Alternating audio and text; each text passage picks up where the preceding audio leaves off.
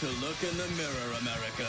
Do you like what you see? I keep referring to Obama as the magic Negro. Do you like what you see now? Well, suck on this. It's just a mirror, America. Shared sacrifice by everybody. What could it do to you except reflect your image? I did nothing wrong at the Minneapolis airport. The Majority Report. Far more credible to me than PBS and Frontline. The Majority Report with Sam Seder.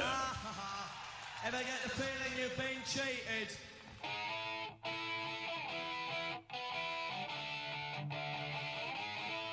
It is Wednesday, November 9th, 2016. My name is Sam Seder. This is the four-time award-winning Majority Report. We are broadcasting live steps from the industrially ravaged Gowanus Canal in the heartland of America, downtown Brooklyn, USA. It is just moments after, literally moments after Hillary Clinton has given her concession speech. Last night at about 3:30, 3 a.m., I don't remember exactly when it was, Donald Trump walking out on stage to the theme song from Air Force One, that movie, gave his acceptance speech, I guess, to be the next president of the United States. And yesterday, was, I mean, there's really no way to bring the music down. I don't know if I want the soundtrack to this. Yesterday was an incredibly disastrous day for this country. I mean, obviously for the Democrats running, but the implications for this country, for the vast majority of people who are listening to my voice, will be disastrous for years to come. Over the next days and weeks and months, we're going to spend a lot of time talking and thinking about how can those years be influenced, strategies, I mean, policy, I guess, proposals, which would all be implemented, would be developed really with politics primarily in mind, because those policies are not going to be implemented. I mean, we will undoubtedly talk about local politics or policies that could be implemented on a local level, because I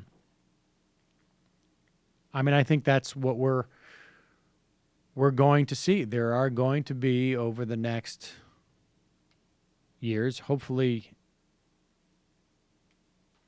things will happen that we don't anticipate for the better. But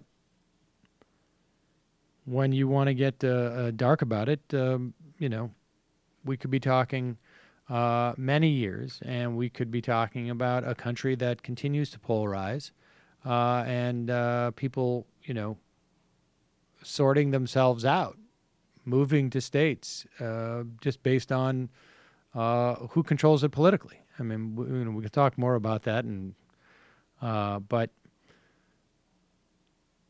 it was yesterday, I think, is for a lot of people. I mean, certainly walking around Brooklyn, there's a higher concentration of people who who are upset about the election, but I imagine that's really across the country. And, you know, I'm sure most of the people listening to this are aware of people who are freaking out, and I would say probably everybody is aware of people who are freaking out. It's not uncommon to see people crying.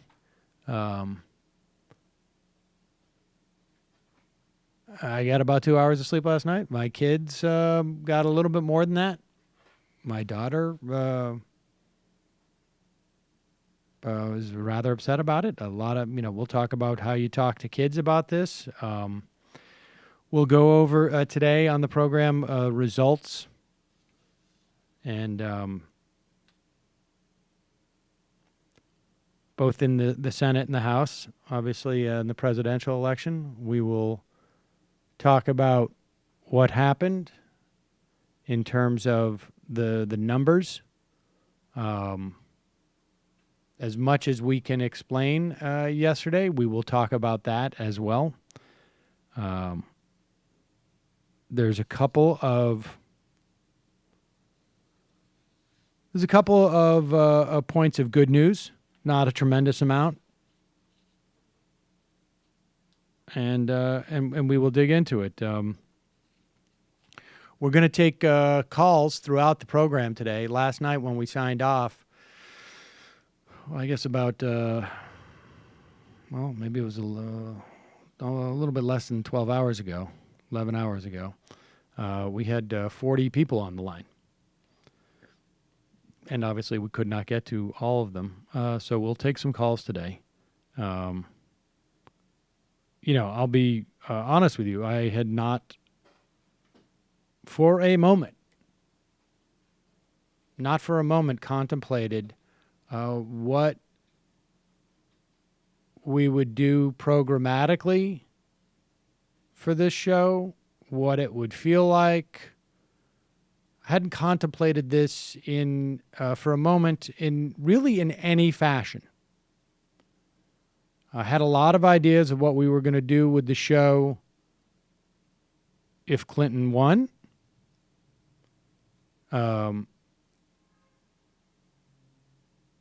a lot of those, in many respects, are moot. And,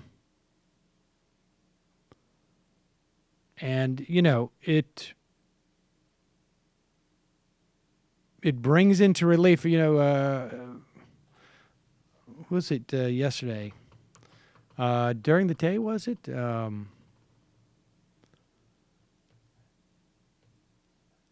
Jesse Meyerson had written a piece. I don't know where he posted it.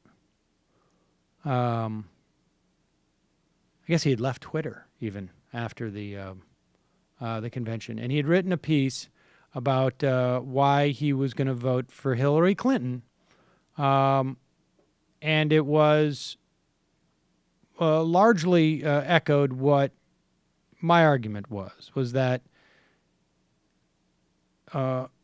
Hillary Clinton is the foe you wanted from the perspective of a leftist. Because that gives you the opportunity to argue policies that should be implemented. And there's a lot of things that I had anticipated we would be talking about that are largely moot now.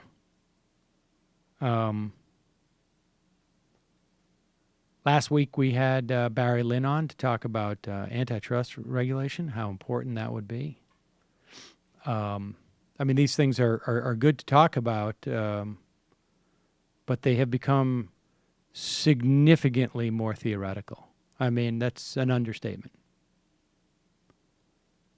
The challenge in the coming days and weeks, months, and years is going to be first to, make sure that people maintain hope. This, I'm not going to lie. This strikes me as the bleakest time in that I perceive in terms of looking out to the future. Now, let me qualify that by saying, I have kids now, and so I take things maybe a little bit more to heart than I would have when it was just myself. But, I saw Reagan get elected. I was just not of voting age to vote against Reagan in his first election. I saw Bush get selected. I saw the second plane hit the towers from the roof of my building. Obviously, 2004 and the eve of the Iraq War. I mean, all of these things happened. This is, in many respects,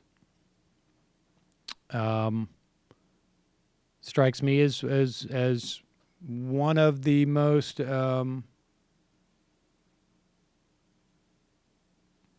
hopeless feelings I've had throughout all of that.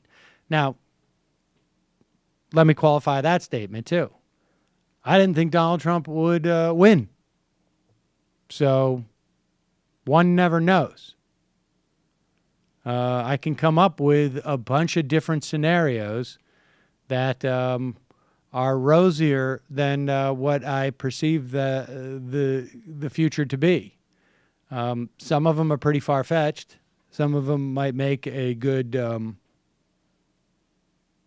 like Amazon Prime series or something. And we can talk about those. But,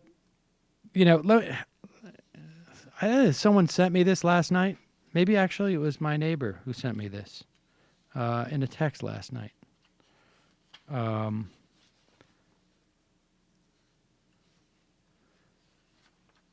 I think I had just picked it up.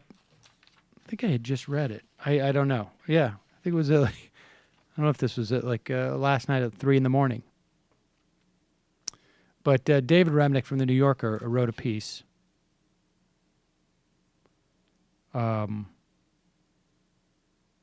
talking about Trump being elected, the inevitable miseries to come, he outlines. He characterizes Trump, but most importantly, he sums it up this way. It is all a dismal picture. Late last night, as the results were coming in from the last states, a friend of mine called me full of sadness, full of anxiety about conflict, about war. Why not leave the country? But despair is no answer. To combat authoritarianism, to call out lies, to struggle honorably and fiercely in the name of American ideals, that is what is left to do. That is all there is to do. And that's the case. And I really do think that is the case. I mean, there's a reason why you've been interested in politics, and it is undoubtedly not just solely for your own benefit. You haven't been interested in politics just because you think it's going to bring about outcomes that are going to be beneficial to you. Your interest undoubtedly involves a sense of what the society is going to be like for your kids, for their kids, but for other members of society. And chances are, if you are in a position where you can actually leave this country, let's say, whether literally or just metaphorically, then undoubtedly there are people who are much more vulnerable to what a Trump presidency specifically and a Republican-dominated government on the state, federal, the judicial, the legislative, the executive,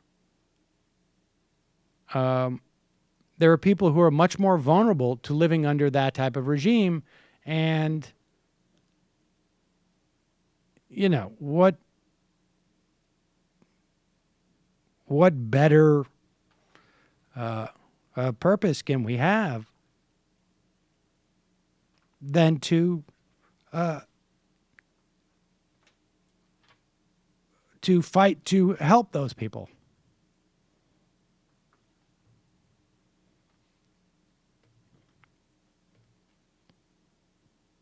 So it's disturbing.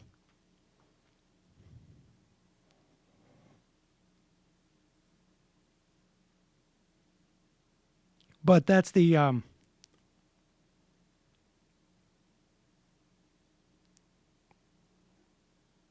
but that seems to be the only course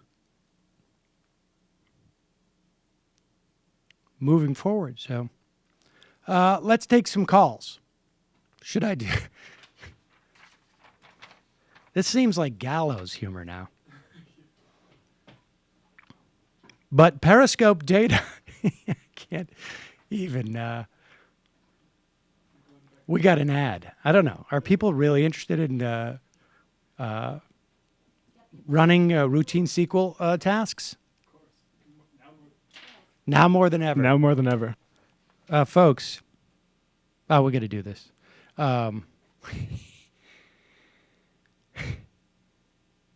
Periscope data is the ultimate tool for fast and flexible data visualization. Why run slow queries on an old spreadsheet data when Periscope data allows you to run, visualize, and share analysis over billions of data rows in seconds?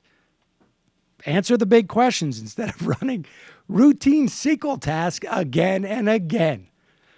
Periscope data is fast, powerful, and effortless to connect. Think about this, folks. Blazing fast query execution, fast workflow, fast sharing, ease of trial. There's no setup cost or time. Traditional buy tools take over a month to get your ETL configured. With Periscope, you can get training and delivering insights as soon as you plug in your credentials. No giant statements of work, no top-heavy meetings, just you and your data. Plus, it's easily reversible. Indeed.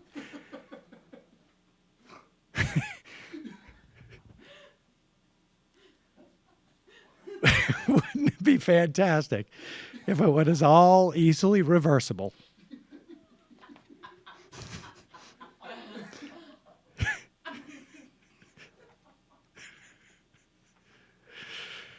Oh, boy.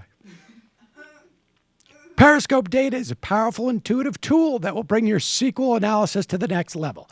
Get a free trial today.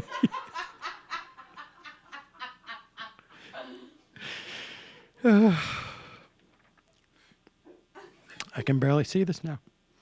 By going to periscopedata.com/majority. That's periscopedata.com/majority. Oh, my God. Glenn Beck couldn't have done it any better, that transition.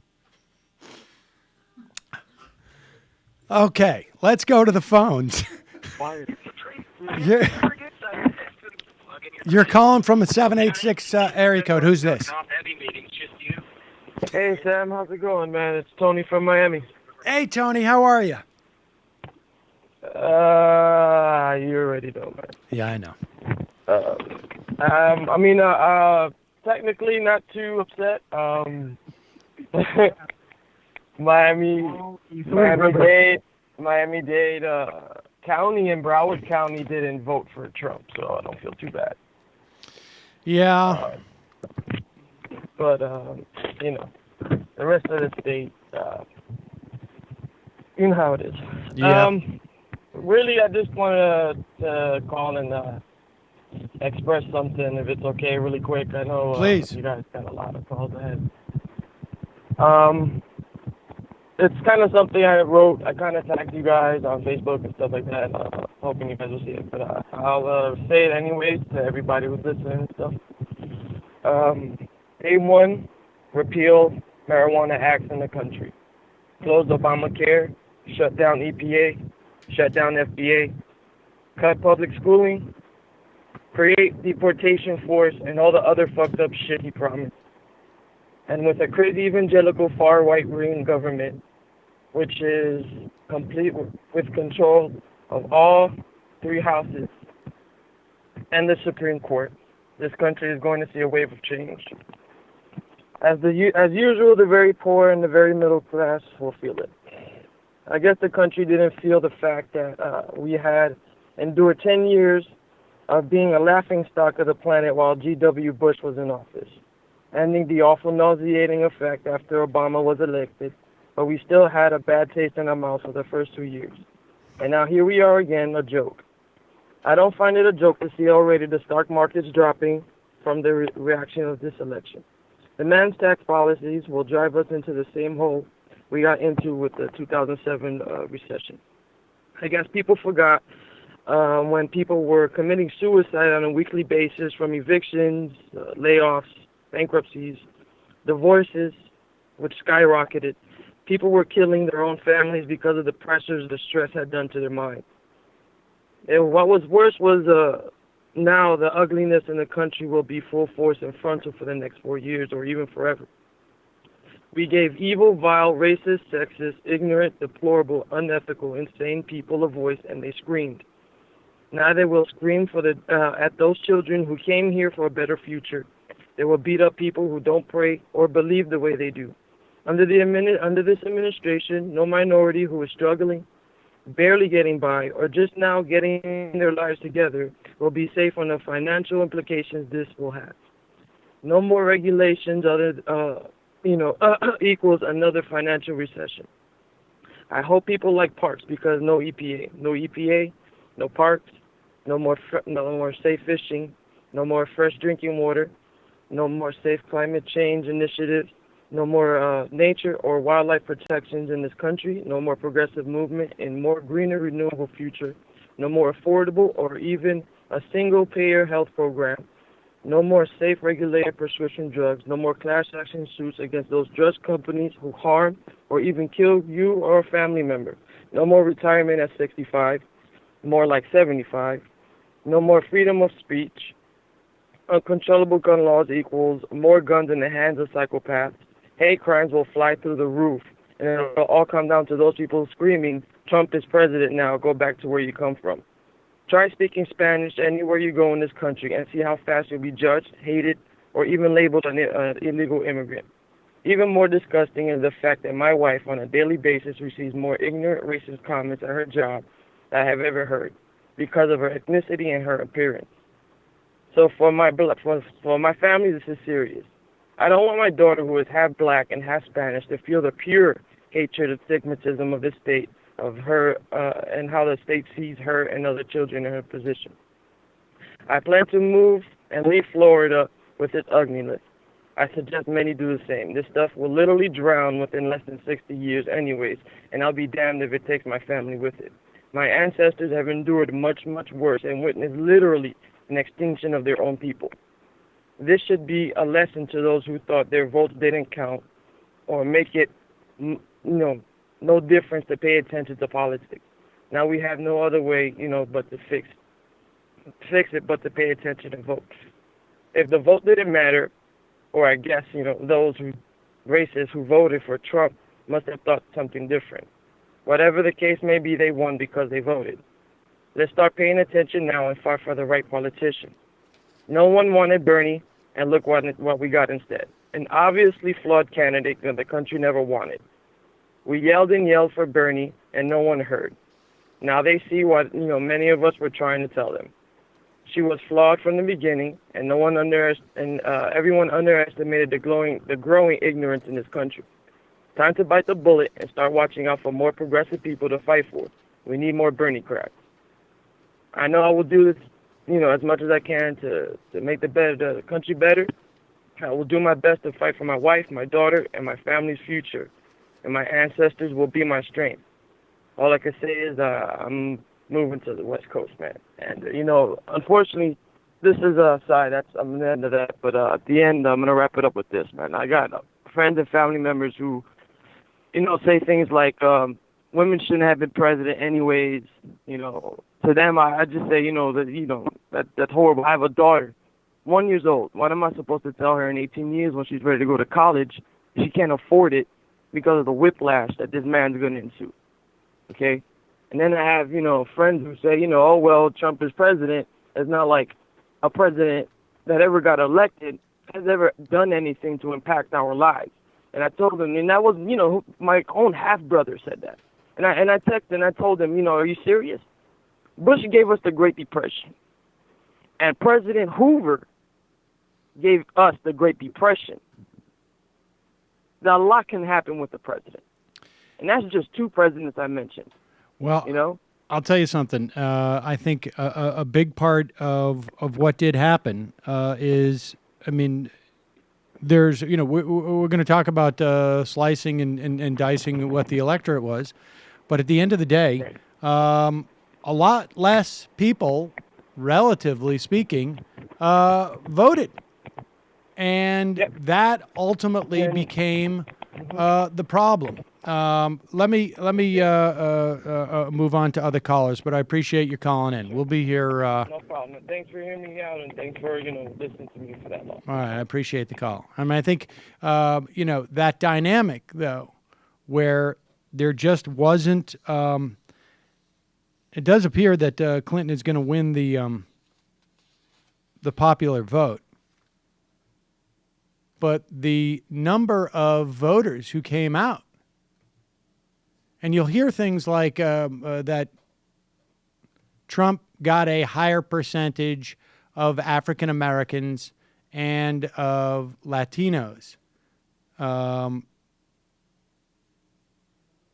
in this election. Well, he did. I don't know, and I haven't seen the raw totals on this, but the reality is Trump got 1 million fewer votes than McCain and 2 million fewer votes than Romney. Remember, obviously, the population of the country is grown. And Clinton got 7 million votes fewer than Obama in 2012. So what ultimately happened, and this was the strategy, right? Donald Trump is a horrible person. And the strategy was Democratic turnout is more sensitive to negative campaigning than Republican. That's basically, in a nutshell. We can go through why that's the case. But Clinton got 7 million fewer votes than Obama. That comes out to, I don't know, off the top of my head, I don't have the number in front of me, but my guess is that comes out to about 10% less votes for a population that is theoretically larger. And like I say, we can dig into the demographics, but when you see Donald Trump getting a bigger share of Latino or African American votes, my guess would be that those African Americans and Latinos that vote for a Republican, and even one as hideous as Donald Trump, are simply more reliable voters and are less dissuaded. They are every much the zealots that the rest of the conservative movement is.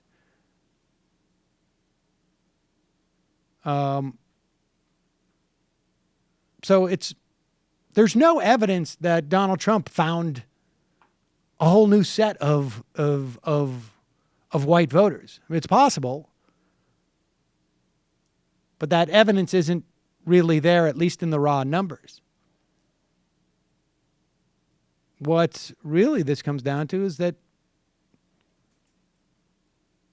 Donald Trump, and I think with, assists from Clinton in some respects, and assists from misogyny and racism, helped depress the Democratic turnout.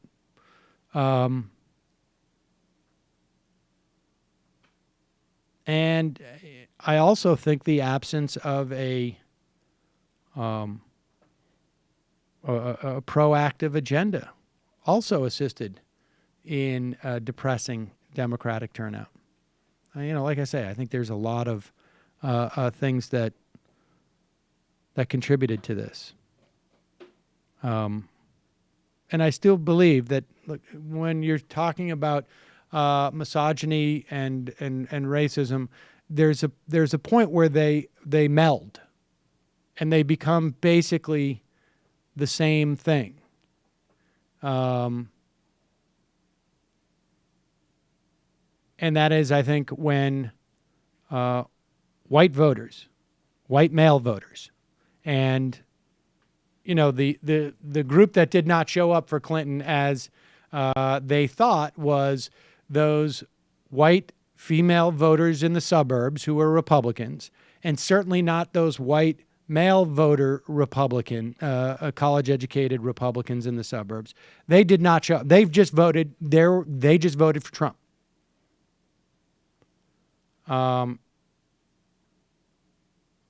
White working class voters also voted for Trump. And I think it gets back to white males not wanting to see their president and not see, again, another person who doesn't look like them when they look in the mirror. And so the relationship between misogyny and racism is right there. You're just not a white guy. And I think, from a cultural standpoint, because in terms of dollars, I mean, some of the counties where,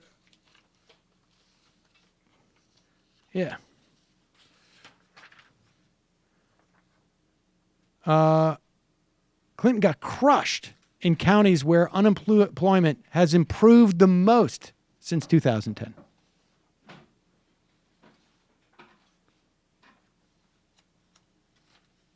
So,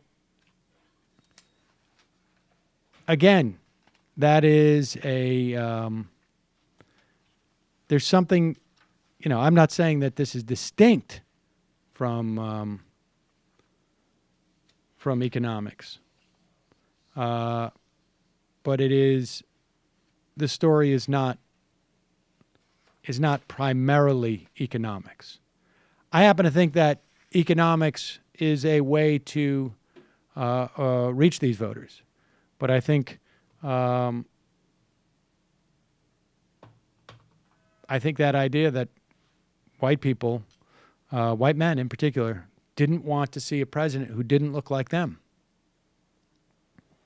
was obviously a big factor. And then the inability of the Clinton campaign to turn these people out. I have no idea why they didn't pick this up. I think, what happens is you just must extrapolate and make that primary assumption. Who's going to show up to the polls? And then everything from there that you calculate is wrong because it's premised on a faulty premise. Calling from an 818 area code. Who's this?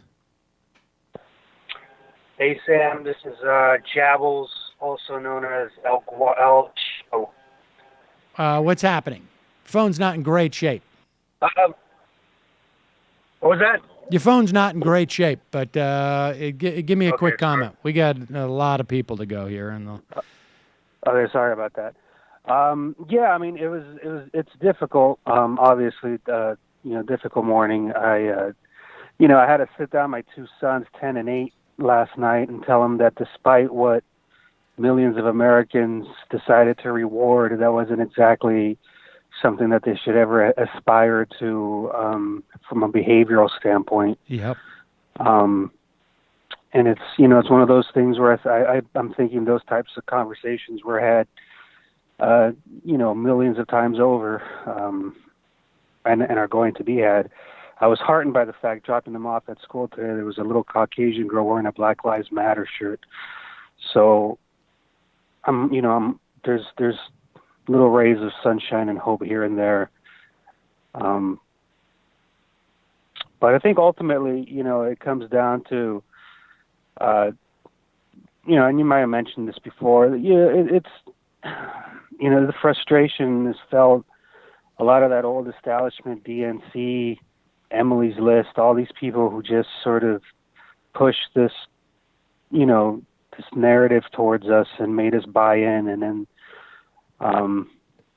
you know, when we had a lot of options that were a lot more truly progressive and would have been the better way forward. But, you know, we got what we got. So, I mean, I was around in 2000.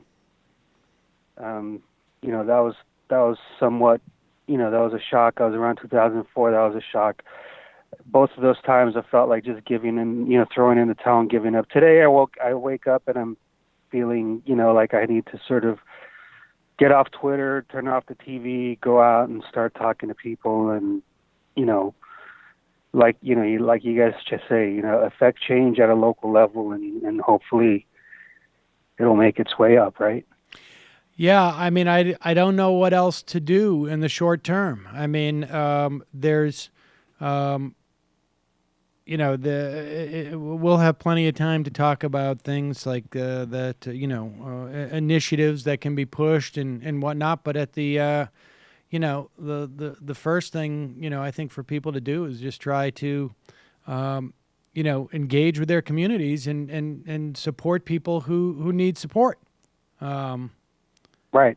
You know, I don't know what else, you know, people can do in the short run. And then, you know, who knows? You know, I don't, we just witnessed an incredibly improbable election. So, you know, maybe improbabilities come in. No, I mean, twos. It's one of those. Yeah. I mean, it's one of those things. I mean, you haven't lived until you've had to hold your sobbing 68-year-old mother of Mexican descent because it's such a disheartening result. But yeah, you know, you move forward. So hang in there. I appreciate the call. Thank you. Okay. Am I up? Can I just say two quick things? One, I'll attempt to make a somewhat serious point, and two is an apology. But one, I mean, I agree in the long term that a real progressive economic agenda is essential, but the numbers, as far as I can see, and I know we'll learn a lot more, it really does. I don't think it comes down to not telling a progressive narrative or, you know, who won the primary, whatever. It seems to me just like raw, you know, white resistance, misogyny and racism, just like you've been saying. And I don't know, frankly, if you want to go down that road, I don't know that a Jewish socialist guy with a New York accent is performing better in that environment. I mean, but regardless. Well, I mean, look, I mean, if I also that idea that, I mean, I personally, a very dumb thing to litigate right now. Well, I mean, it's a dumb thing to litigate, but it's also just dumb to litigate at any time after the end of the primary. Absolutely. I mean, absolutely. The bottom line is, I think that Bernie Sanders could have won. I do. I have always maintained that Bernie Sanders particularly matched up better than Donald Trump. But we also didn't have an opportunity to pick Donald Trump. But if we're going to get down to brass tacks, here is essentially the dynamic that took place. Bernie Sanders did not get into the race until a year after he should have, because he didn't think he could win. He didn't want to run. He just wanted to hold Hillary Clinton's feet to the fire. That is the reality. So there was no scheme. There's no conspiracy. well, that's the bottom line. And I think probably Bernie Sanders was waiting to see if Elizabeth Warren would get in. So it is just as much as Bernie Sanders screw up as whoever the imaginary person that you think, if you're one of these people, you think should have chosen Bernie Sanders.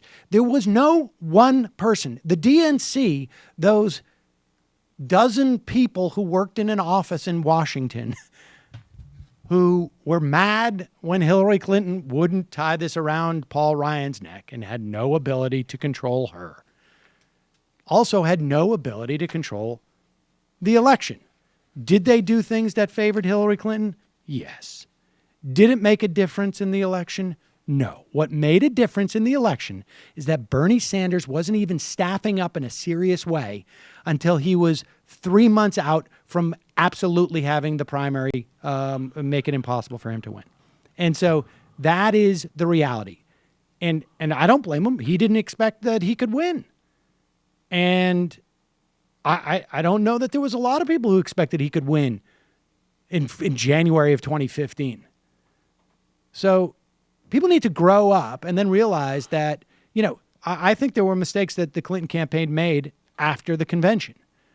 And I've said those. But, you know, if you're going to be a 2-year-old, don't bring it up. We don't have time for that. And I just also, I feel kind of sick as hell, so I need to step out, but I'll be back tomorrow. Okay. We'll see you tomorrow. I'm just wondering what you think about, so, you know, the numbers not adding up, like as we saw with the turnout. If a lot of those people understand what they've done, and if the people who didn't vote? The people who did vote and are white and want to see somebody that looks like them and couldn't make this leap to this and that, and Hillary is so bad, and then once things start happening, like the Supreme Court and, you know, things not really going in a way, I mean, people aren't like our listeners and aren't like us and aren't immersed in this stuff and don't really understand, I don't think, the consequences of voting, most people that vote. Well, I think there's a lot of people out there. And so I think that there's a lot of people who will be sorry that they did this.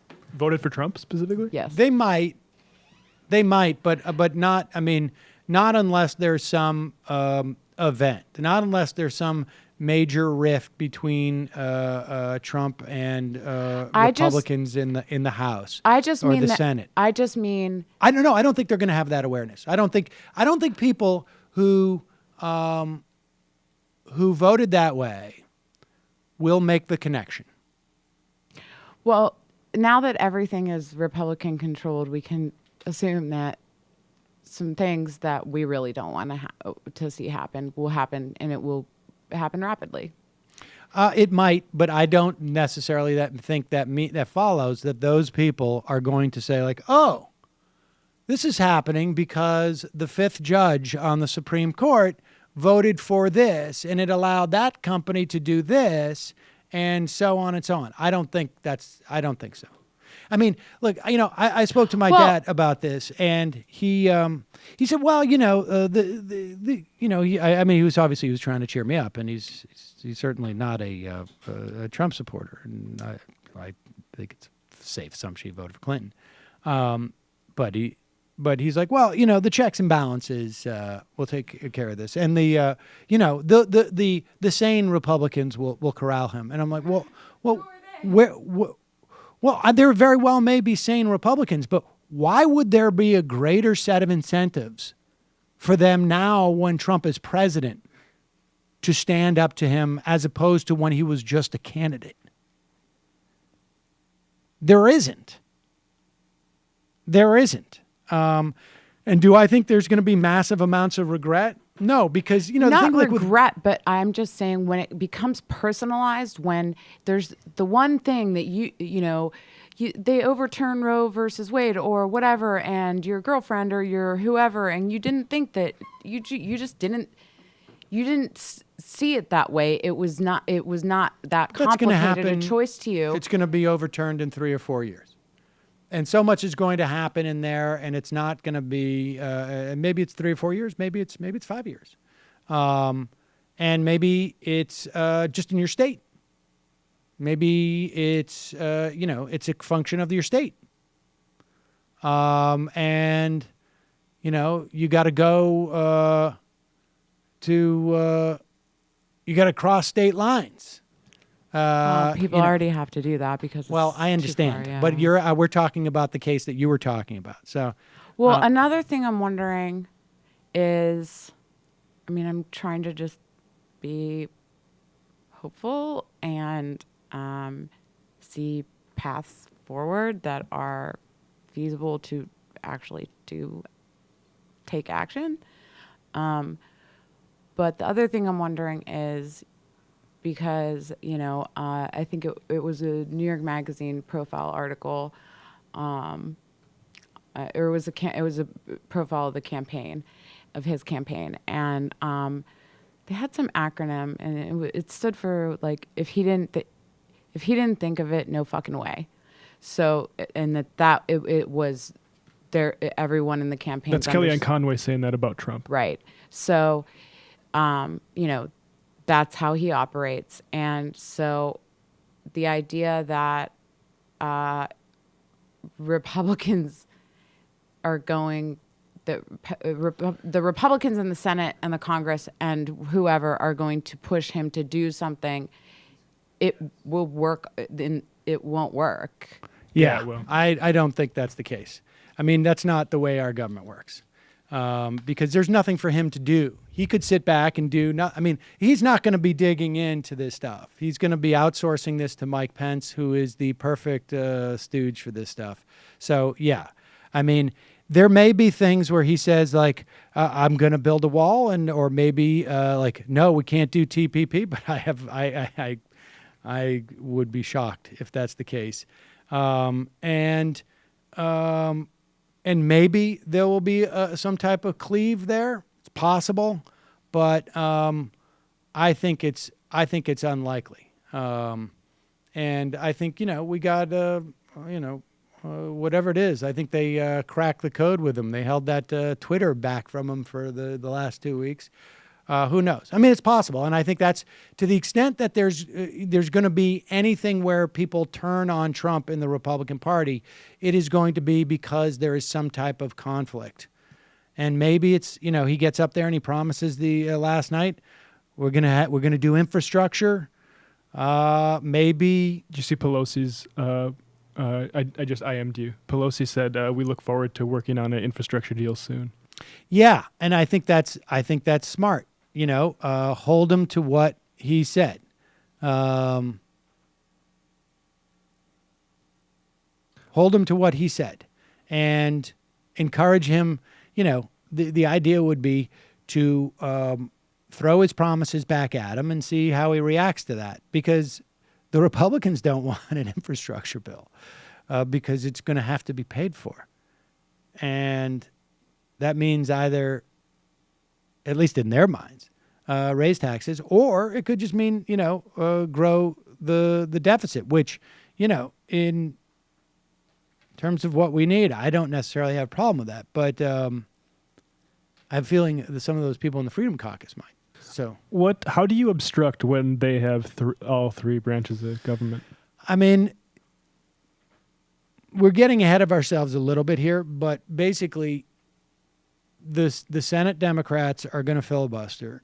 And the question becomes, how much does Mitch McConnell want them to filibuster? And how much pressure can he withstand from his right flank? So, in other words, I would imagine by February, we're going to see a repeal Obamacare bill.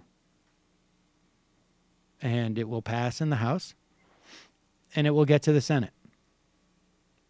Mitch McConnell could nuke the filibuster for legislation as well. Or he could say, well, I'm going to let the Democrats filibuster it so we don't have to deal with the repeal of Obamacare and we can blame the Democrats. But the thing is that guys like Levin and Limbaugh and what's her face and what's his face and Heritage Foundation, they're not going to stand for that. And they're sophisticated enough that they can see that's what's being done. I mean, everybody knows that he could get rid of the filibuster. So he may feel pressured to do that, in which case then they would repeal Obamacare, and maybe something like that becomes, I mean, God knows what happens when you say, like, okay, there's no mandate. There's no exchange. We're going to kick everybody off it. The upshot is they're going to own a lot of the problems. And they're going to own that. Are people going to say, I shouldn't have voted Trump because of that? No. I think people may just say, like, wait a second, mommy and daddy are fighting. And they're that means I've got to choose a side. That's my speculation. But calling from a 609 area code. Who's this? Hello. Hello. Hi. Just calling you to try to brighten Sam up a little bit. Okay. Well, you got 90 seconds. Brighten Sam up. Go. Okay. Sam, you guys, is Michael there? I don't know. You need to get back to what you do best, which is independent journalism, reporting. What happened last night was a revolution. You guys did get a little bit blinded by thinking that you had to make a false choice, and so there were things on which you were light about Hillary. But I think that's what's causing your suffering right now. So please, stop. Get back to your reporting. We need you guys to be an independent voice of truth. You are the Noam Chomsky of our conscience. We don't look to academics anymore. We look What's to you Noam Chomsky? We need you guys. Hello? Well, hello. Yeah, all right. Well, I think we can take a day to, look, you want me to tell you the truth? It was a huge disaster yesterday. It was a huge. Yes. Yes. And nobody saw it. What's that? Nobody saw it. I didn't see it. I didn't vote for him. But the fact is, it doesn't do any good to say Americans are stupid. I agree, we are stupid. But what? Okay, but if that's the case, then how bad was Hillary? How bad is the system? It was a vote against the system, Sam. And what you do, and what well, if it was a vote against the system, hold on for 1 second. If it was a vote against the system, why did people vote against Russ Feingold as opposed to, let's say, Ron Johnson? My neighbor asked me this morning. He couldn't understand it. First, he said, I'm worried if I should leave the East Coast because if a war breaks out, we're going to get bombed first. I'm like, well, wait a minute. Trump is the one trying to ameliorate Putin and not cause schism or be divided against him like Hillary does. And he said, well, what about all the Republicans who kept the House and the Senate and even won seats? And I'm like, it's because of the association of Hillary and the corrupt politicians. They're all extensions of the same thing. But you guys got a little bit soft on Hillary to the point where you were even at your own, each other's throats, against the Young Turks and Jimmy Dore. And really, you guys need to get on the same page. This has always been Islam against the Democrats. They can't find anything to agree upon. I think Jimmy would certainly not identify himself as a Democrat. And I think his perspective on it was ridiculous. And I would imagine if Jimmy has given it half a thought, he's having deep regret today. But let me ask you this about the whole Russia thing. What if Russia decides tomorrow to, I don't know, attack Latvia? Honestly, I think Americans and the world are tired of America being the world's policeman. Okay. Honest to God. Listen, you have to understand. Lithuania? I was a lifelong Republican. Belarus? No, I'm 55. I'm a retired environmental attorney. You remember Alex Keaton from Family Ties? Mm-hmm. I was more rabid a Republican than he was. I still have my signed editions, first editions of William F. Buckley, and my old boxes of National Review. Ooh. They used to say if you weren't a Democrat before you were 20, you had no heart. If you weren't a Republican after 20, you had no brains. I think that's backwards. I think that Hillary didn't show any real heart. For example, she didn't go to the states. I agree with that you. were her normal supporters. I agree with you. I agree with you. I know. And Listen, if she didn't go there, that was just another slight by her. Shows her insincerity. well, I don't know that it's a question of insincerity. It's just bad politics. Like, she hadn't visited Wisconsin in a long time, and I suspect that she was getting. I would imagine there were people in Wisconsin who were saying, "Hey, we need some attention here," and it was definitely hubris and just incompetence on behalf of the campaign. There's no doubt about that. It may also be the fact that there's no there in Hillary. Well, she is a career politician. And I'm sorry, is there a there in Donald Trump? So yes, there is.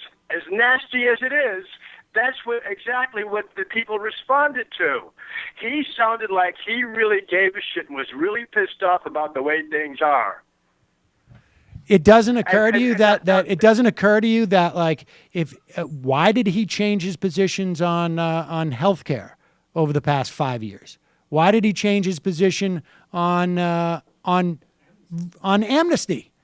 Why did he change his position on trade? I mean, we could go through the list. It's just a matter of like one person had a bright light shined on them, and another person didn't have that same light. And one person was able to appeal to, certain feelings among others, and one didn't. This is not me being an apologist for Hillary Clinton. This is just me saying, you wanted truth, that's the truth. And so trying to litigate that is not cheering me up. I'm sorry. But I do appreciate the call. I'm not calling to litigate, and I'm not calling to debate you. And if you want to know why the light wasn't shown, it's because he doesn't have the record she has. And it's like we learned the first. That's right, because all he's done, all his record is one of getting sued, of getting consent decrees from the Department of Justice, of cheating people who have worked for him, of doing all that. Yes, he doesn't have a governmental record because he hasn't been in government. That's right. And what is the one unforgivable sin in politics, Sam? It's corruption or the smell of corruption. Now listen. Right, and you're telling me he doesn't have corrupt smell around him? He got less votes than Romney. He got less votes than Romney. Yes, but not as a politician, Sam. That's what you're not seeing. And yes, a lot of your subscribers, I read the comments from your shows, a lot of them privileged with you guys for not going into the truth of Hillary by letting her off easy because you thought that she was the only viable choice. I got news for you. Wait a second. I'm going to say this to you, and then I'm going to hang up on you. But after she got she got the nomination, guess what? She was the only viable choice. Yes. Good. I agree, Sam. Okay, I agree. The reason I'm calling is not to debate what happened and why. It's to beg you guys to not lose your focus. You know, I watch 3 places for domestic news. You, the Young Turks. Dude, and we had an election 24 hours ago. What is it that you wanted me to do today? Wait a second. What is it that you wanted me to do today? And democracy. What is it that you wanted me to do today? I have to go. What is it that you wanted me to do today? Did you want me to do? You want me to go interview a guy about what we should be doing about antitrust? No. It's done. I want you to get back on your horses, and Michael would appreciate this because he's able to be more critical than you are, even of Hillary. get back on your horses and do your jobs as independent journalists and tell the truth for all of us. I'm telling you the truth. Look, yeah, okay, but it's John. And maybe if you and everybody else would have spoken out earlier and Bernie Sanders had a better chance. Hey, you know what? Here's the truth. I'm hanging up on you, okay, because you're a moron. All right? I just told you why Bernie Sanders didn't win. Despite the fact that I supported him in the primary. He didn't win because he got into the election too late. That's the truth. That's the truth. You call him from a 206 area code. Who's this?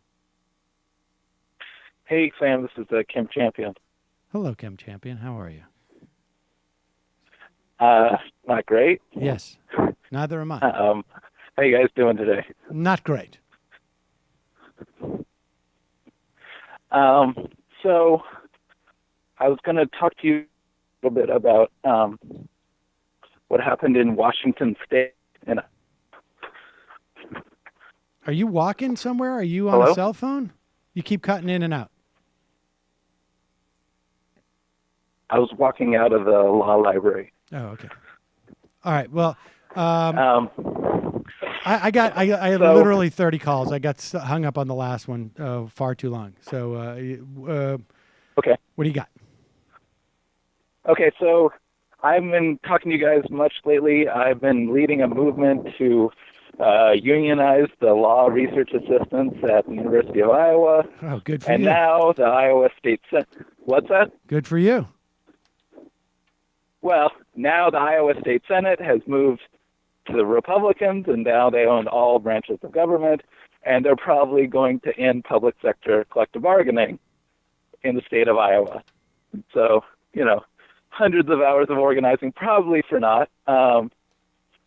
But I think as far as the election goes, I think, looking at Washington State, where I'm from Cowlitz County, which is a mill town area, white working class, over 90% white. 4 years ago, they supported Obama by 5%, and this year they supported Trump by 11%. Mm-hmm.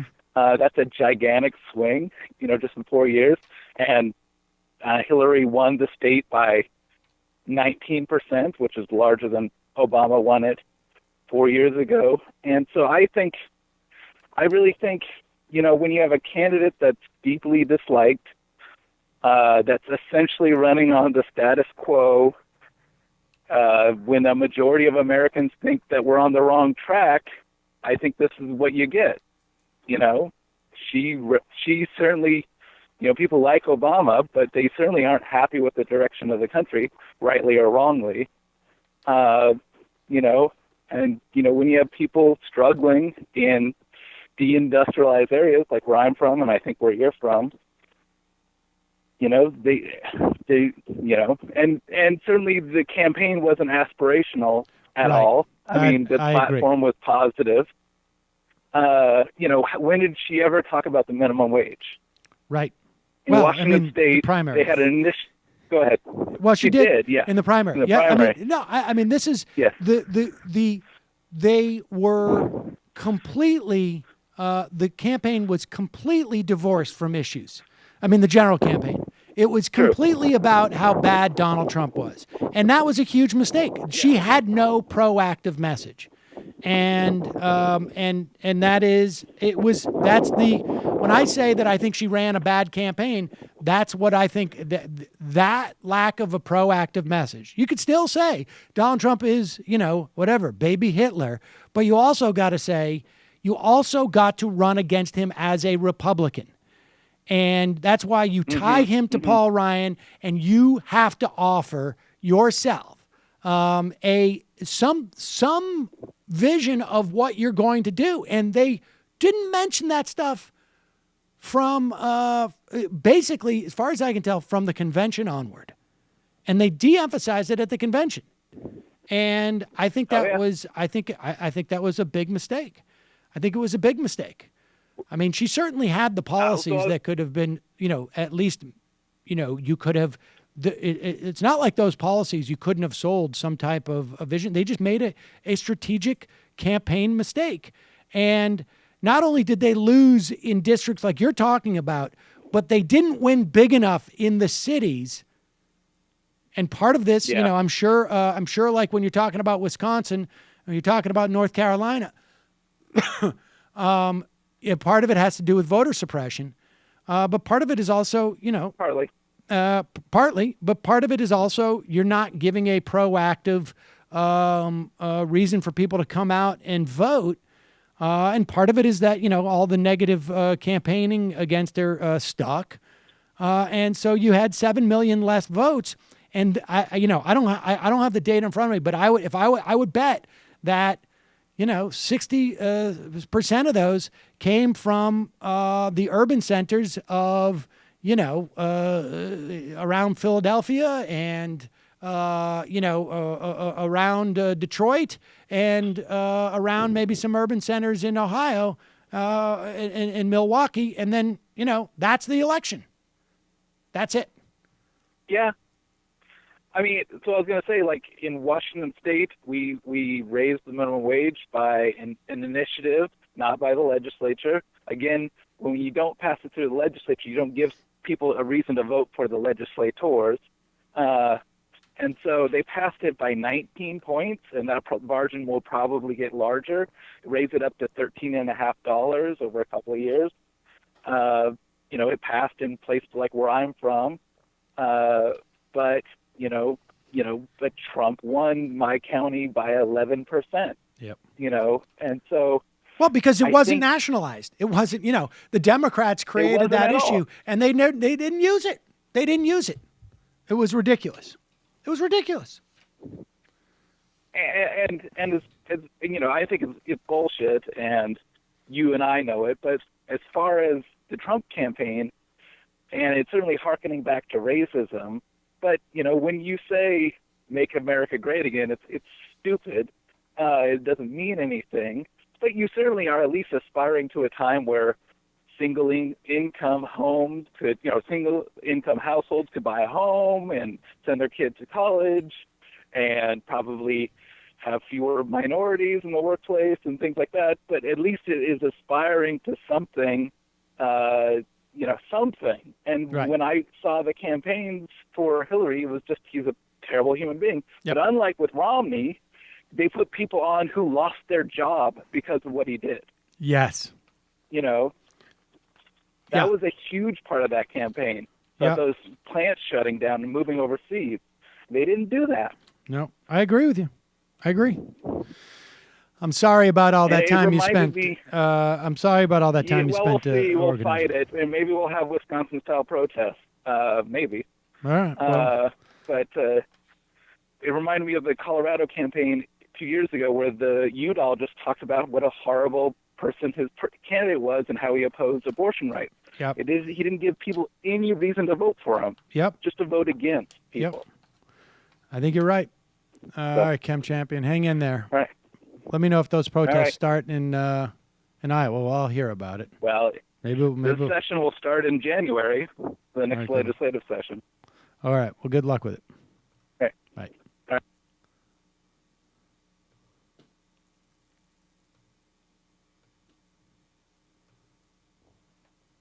All right. Let's go to a 604 area code. 604? Yes. Who's this? Yeah. Can you hear me? Yeah. Hi, it's Danny. I'm calling from Vancouver, Canada. Hey, just a quick one because I got a lot of calls. I'll be really quick, Sam. I just want to. I won't add to the postmortem here, but I just want to tell you that vast majority, we're just terribly disturbed up here and worried about you guys. We're worried about ourselves, of course. I want to let you know I love your show. I'm a supporter of your show. I'm going to actually increase my support to your show because I think it's more important than anything that your voice is out there. So I'm not quite sure how to do it. It's a little bit arcane when I get onto the website, but maybe I'll send us an email. We'll I appreciate that.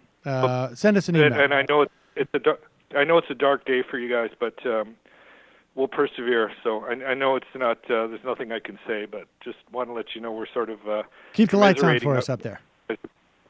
Pardon me? Keep the lights on for us up there, just in case. We will. Thanks, Sam. All right, bye-bye. I appreciate that that offer, and I want to say there's been a couple of people who emailed in and said, "I'm sorry, I got to cancel. I can't. I have to disengage." And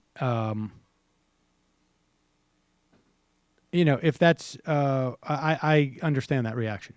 I just wanted to let you know, I understand that reaction, and so if you're feeling that way, I understand, and no apology necessary. I can understand feeling completely demoralized. With that said, there is some good news from yesterday. Voters in Maricopa County defeated, this is in Arizona, Joe Arpaio, sorry. Now, of course, that a-hole may end up being like, I don't know, head of ICE or God knows what. But as Cam Champion told us, voters in Washington approved ballot initiative to increase their state minimum wage, but also in Arizona, Colorado, and Maine. Voters in Arizona and Colorado approved measures to require businesses to provide employees with paid sick days. Voters in Richmond, California, and Mountain View passed rent control initiatives, but rent control was defeated in Alameda, San Mateo, and Burlingame, California. California voters had some good referendums. Extended the current income tax rates for wealthy to pay for public education. They raised tobacco tax. They repealed the ban on bilingual education, strengthened gun control laws, legalized marijuana. Massachusetts did too. In fact, Nevada legalized marijuana as well.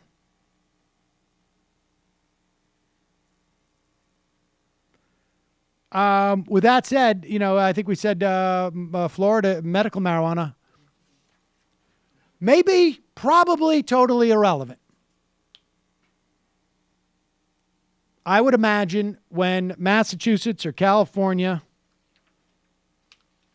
Nevada say, hey, we're going to legalize marijuana, the federal government says, no, you're not. We're going to figure out what we're going to do with Washington and Colorado, but you are not. And if you do, we will send federal law enforcement to come in and arrest anybody who dispenses of it. So, Jimmy Reefer Cake, I don't know if you remember calling in last night. It sounded like you might have been engaging in some Jimmy Reefer Cake. But the bad news is, dude, is that it doesn't matter what the states do if the federal government is run by a guy whose consigliere said, I'm going to end the legalized marijuana. So,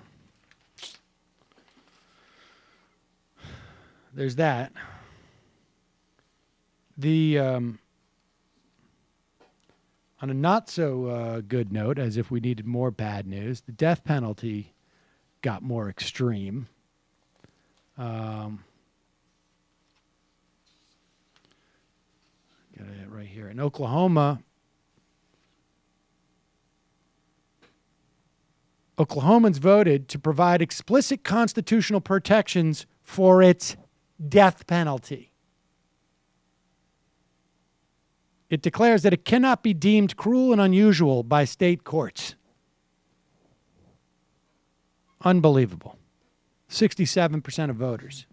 Nebraskans voted overwhelmingly to restore the death penalty, nullifying a vote by the state legislature in 2015.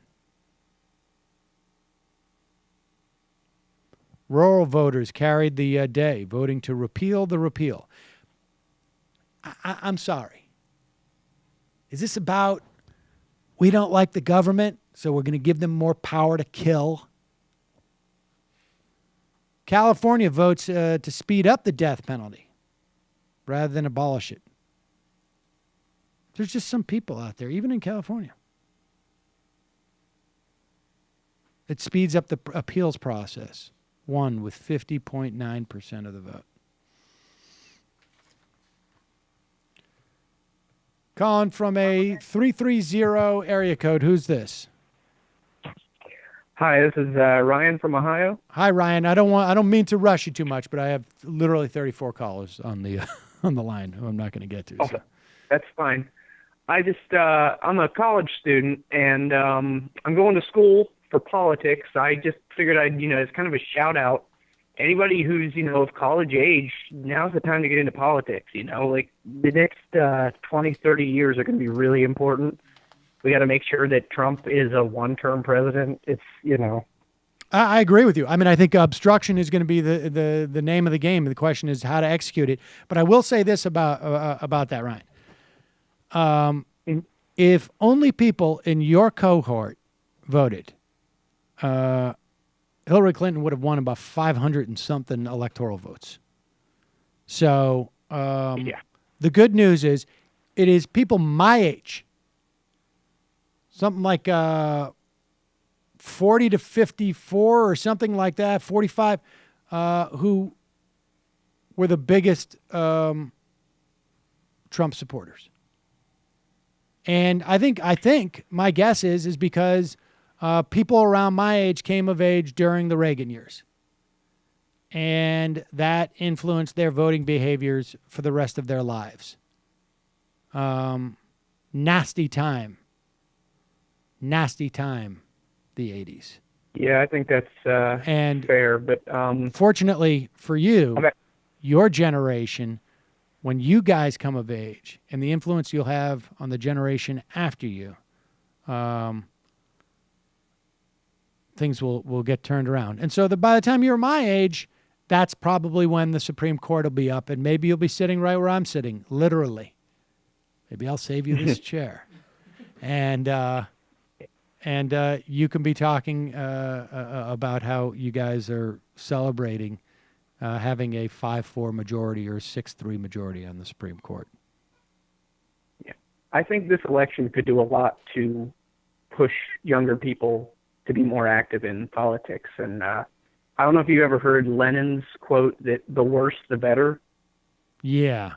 That, like, if things get really bad, it's going to cause an uprising from the opposite side. Yeah, except for I don't think that we're in an era where those type of uprisings happen in developed countries. And so... Well, not necessarily that kind of uprising. Yeah. I mean more like a backlash. I think the pendulum always swings. You know, we had on this program, maybe it was a month or two ago, a woman who wrote a book, her name escapes me, about white rage.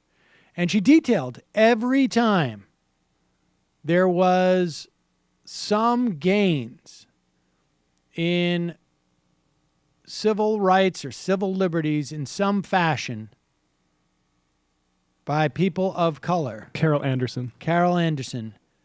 It was met with a backlash.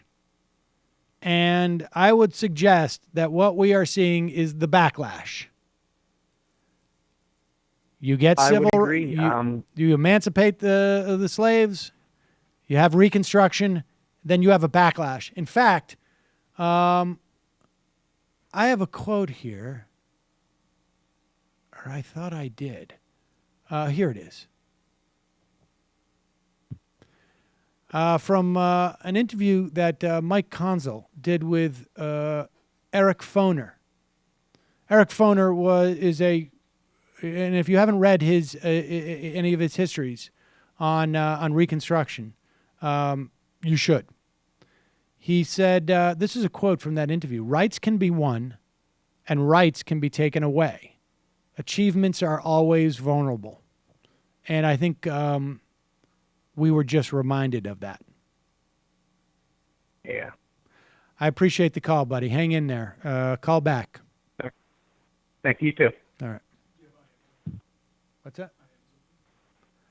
My IMs are not open, but I guess I'll do that right now.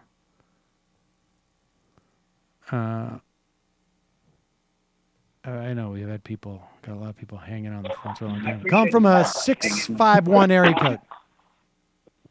Hello. Can you hear me okay? I can. Who's this? Okay, thank you. This is Mariana from St. Paul, Minnesota. Hi, Mariana. Hello. I know everyone's feeling kind of down with the election, including me, because my mom is an immigrant and basically everyone in my family is a public servant. So I'm not going to act like this doesn't suck, but I just wanted to tell you guys that you honestly do such an important job. Like, I'm in college, and I don't want to put pressure on you guys. I know you're not superheroes or anything, but, like, the work you do, educating people, making people laugh, it's just, like, even people in the chat room seem really grateful for it. So never feel like you're just doing this and it's all pointless. And I know it's hard to joke around now, and we're like, oh, it's too soon and stuff. I get that, and it's kind of true, but I think right now humor is more important than ever. Like, yeah, I think you're right about that. Person, I think you're right about. First off, I appreciate your kind words. It was really gratifying, and I will say we would probably be joking around now, but Michael got sick when he came in. But when he did walk through the door this morning, if it makes you feel any better, I did yell, "Surprise! We got you! You thought Trump won." And we were trying to, I did say that to him. I did say, we've messed with you so bad. Loser. You should see the look on your face when you thought Trump won. Yeah, okay, that's great. I just wanted to... Well, they can all be gems. I'm just going to take a few more seconds because I know there's a ton of other people and I don't want to keep it up. But, so, like, I have really bad anxiety and I was spending the whole night up, but really what I was going to say is everyone, including Michael, I know you're a sick dude, but I really appreciate it, and tell Mila that she's not alone in this, and I see a really bright future for her, honestly. So thank you. Bye. Bye. And don't worry about being about the anxiety. I literally have not spoken to anyone who didn't tell me they spent all night up last night. I mean, honestly, like I mean, you know, I go in pretty narrow circles. I have a sleep tracking app, and I woke up a number of times, probably about every 45 minutes with my chest pounding. Wait, how does the app know what you're doing? It detects vibrations. You put it on your bed. You actually put it on your bed itself? Yep. But how does it know that you're not just moving around? Well, you don't really move a whole lot when you're actually sleeping. Well, how does it know that it's not your kid who's just coming to your bed to take a pee? Well, other people in the bed do complicate the readings, actually. Yeah. Let's not get it. Let's not go there. I don't need to hear Matt's. So my data set's not complete, if you know what I mean. Oh, Jesus.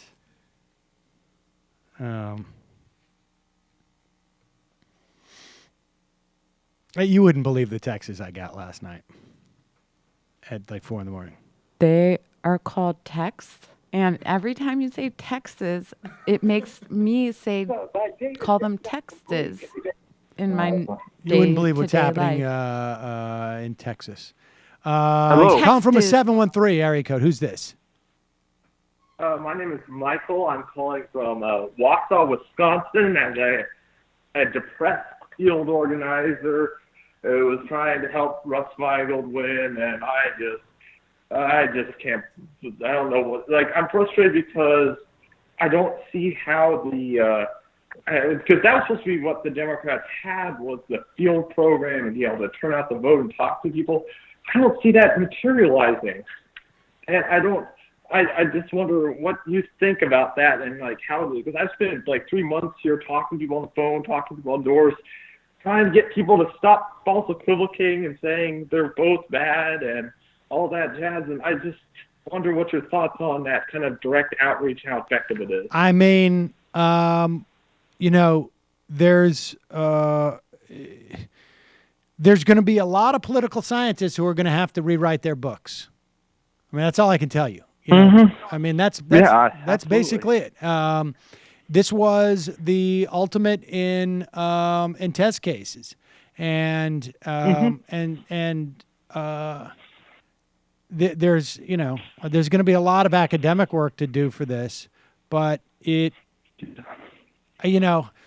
mean, the only other bright side that can come out of this, right? And again, this is all.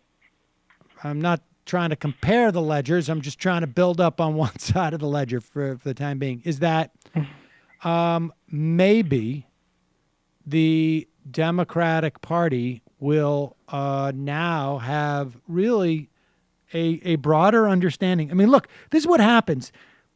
My understanding is that within the Clinton campaign, there was an argument as to whether or not there should be more of a populist message coming out of it. Okay. Whether it was, put aside for a moment whether or not it was a sincere one or any of that stuff, just whether or not that should be the message. And there was definitely a fight within the campaign. And obviously, I think, a casual observer would see that, like, no, they stuck with he's a monster and that's all we need. And we have our ground game. And absolutely. And what happens, and I don't know if you experienced that in Wisconsin, but and what happens is that argument gets litigated, and I mean, today's not the day for it, but I certainly am going to do my part in trying to amplify that argument, because right now is the time where this stuff gets locked in. And history gets written, that first draft of history is pretty important, and because it's going to influence the way that people work. And so in the same way that, the Paul of McGovern cast its shadow over like generations of Democratic activists, so too should this loss. And that's going to benefit people who, I don't know what your disposition is, but I'm guessing are of our ilk and disposition. Yeah, absolutely. And like one thing I was I've been always wondering. I always thought it'd be an interesting idea to try to divide Pence with Trump on trade. I don't know why that never happened. Like, Pence has a voting record on all these terrible trade deals that Trump keeps ranting about. That would have been interesting. Look, and just again, it was just so toxic, and all the potential volunteers didn't want to get involved because the race was all toxic, and they didn't want to talk about the issues with people because they're afraid of the nastiness, and that was a large thing that was depressing, getting people involved. And did you find that with like Democrats, right? I mean, they would go and talk to Democrats who would be like, Hillary is a monster because of her email server.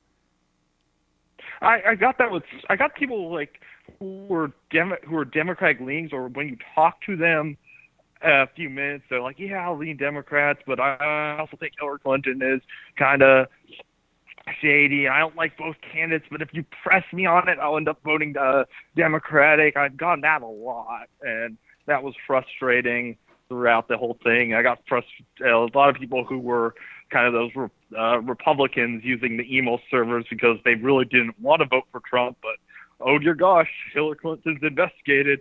Here's my justification of why I'm going to vote for this horrible human being. Yeah, I mean, I think that Comey stuff is, had an impact. I mean, I think there's a lot of things. Yeah. I mean, I think there's a lot of things. And absolutely, but I don't know if you can break them down, but clearly getting out to the vote operations, as sophisticated as we were told they were. I mean, we'll see. But I appreciate the call. Thanks for your work, man. Hang in there. Thank you very much. I really appreciate it. I hope you have a good day. Thank you, too. Thank you. Bye. Calling from 706 area code. Yeah.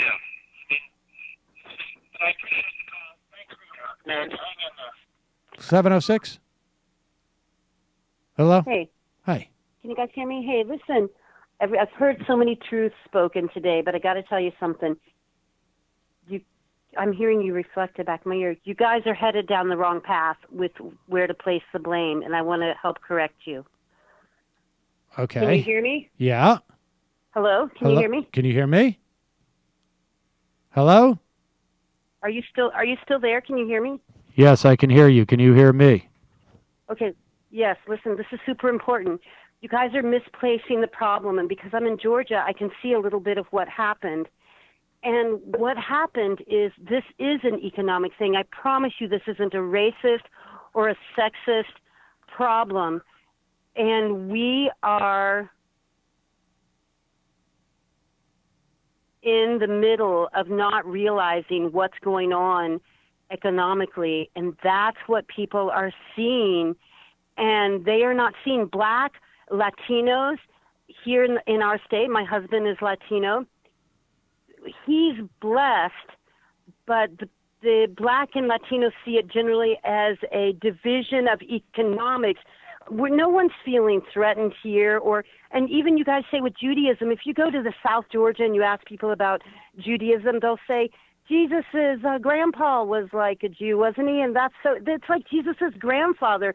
They love it. They don't know. I mean, there's not the yuckiness that you guys are seeing is not placed in the general public. That's mostly. I have neighbors who used to be middle class who are having to extract their own teeth because they have 2 kids in college and they couldn't afford it. They had to do this job themselves instead of whatever it was, a root canal or a crown. You have to realize this is going on, and it's not so much that when you guys repeat that there's a problem with racism or white men out there, I think we're going to perpetuate something that we don't need to get down there. We need to utilize, like you said, this pendulum swing, jump on it, and really make a progressive difference. Well, I mean, look, these are not mutually exclusive ideas. I mean, they're not. I think it is racist to specifically target African Americans and keep them from voting. I mean, we know this happened. We know North Carolina did this, for instance. We know it was done in Wisconsin. They've been explicit about it. I mean, I think that's racist. Of course, but right now what we need to do is start getting into everyone's head and saying, we knew that we wanted to go. You guys know what happened with Hillary. We really needed to go more progressive. We're all evolving on misogynism, I agree. Sexism. And But my listen, husband is 55. He has matured on this subject in the past 10 years. He didn't know. So if we need to forgive everybody, we're evolving. But evolving also means, like, for instance, I agreed with the caller earlier that said, I hope you and Michael can get back to your roots. It's super important. You don't want to become like Chris Hayes. Look at him. He's soft. Oh, my gosh. Bless his heart. You don't want to do that. We need people that are speaking the truth, and that's the problem we had with Clinton. There was no truth. We have farmers here living off the land, and you guys talk about somebody earlier, there's no more environmental protection. The Environmental Protection Office is here in Athens. We don't have any environmental protection as it is now. Who cares if we're funding the fucking office? There's nothing happening here, and we're in the middle of an extinction event, and Georgia has a lot of farmers. We have a lot of people who still work the land or want to work the land, and Clinton saw none of that, and there are a lot of Black farmers here, too, and they're very angry, and they didn't go to the polls for her. We did not go to the polls for her because of that reason, and that's what you're seeing around the country. It's not racism, I promise you. Well, wait a second. There's a lot of togetherness here, and there's a lot of love here. There's a lot of togetherness. We got nothing, and yes, we're not going to get it from Trump. We know that, but we had to push the pendulum all the way back so that we could rock it forward, because otherwise Wait a second. Hold on for a second. Take us into fucking Chris Hayes land, Mr. fucking Softy. All right, no, hold on for a second. Are you telling me that sorry, you I don't voted? mean to get upset. I got angry. Hold on for a second. Are you telling me that you voted for Donald Trump because you didn't want to go I into... did not vote for Donald Trump. I would All never right, do all right. that. I just wanted My to clarify. God. I just wanted to clarify. I got news for Oh, you. sorry. I If- didn't know I was going to get so upset. But I just listen, want you guys to realize I understand. there's a lot of But beauty you should that this is understand gonna bring, something, but- too. So don't go into fear. You should understand something, too. That if Chris Hayes was sent down there, your EPA office would be doing a lot more. That if Chris Hayes was in charge of Georgia, there would be incredible And why responsiveness. isn't he? We would love to have him. But when I don't have a TV in my house, but I hear pieces from you, and I see it spread around on the YouTube. But we don't. Listen, we don't. When I watch, You certainly the shows, heard pieces. I got news for you. Not going after Clinton for why people are upset, and the reason they're upset is they see a lot of money circulating. When they see words like 166 million or whatever the words were from the emails, billions through the Clinton Foundation, a lot of people on both sides of the aisle were feeling frustrated. Here in Georgia, I can just say what I saw. That's something's not right. Something's going on there, and You know what I the think problem we're is, not a part of honestly? it or Like, something. listen. What? I think there can be racism and misogyny, and I think there can also be economic hardship. And I happen to think that, racism and excuse misogyny me, come out of economic hardship Really? sometimes. Sometimes, But the beauty of sometimes, this life sometimes is they do. that we're But also, alive. hold on, let me finish. Okay, Sometimes sure. they do. Sometimes they do. Sometimes they're generated by they've been inherited from your parents. And sometimes when people are feeling economic hardship, hold on. Sometimes when people are feeling economic hardship, they don't become racist and misogynist. I mean, all of those things that I just stated are true.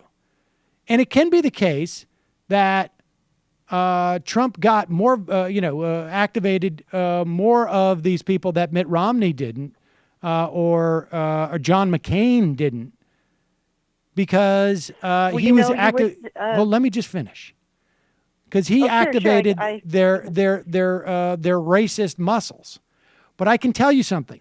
Whatever crap that you are watching that leads you to believe that Chris Hayes is the problem, okay, is No, he's not. I just crap. don't want you to become like that, where you don't start telling us the truth about what's going on.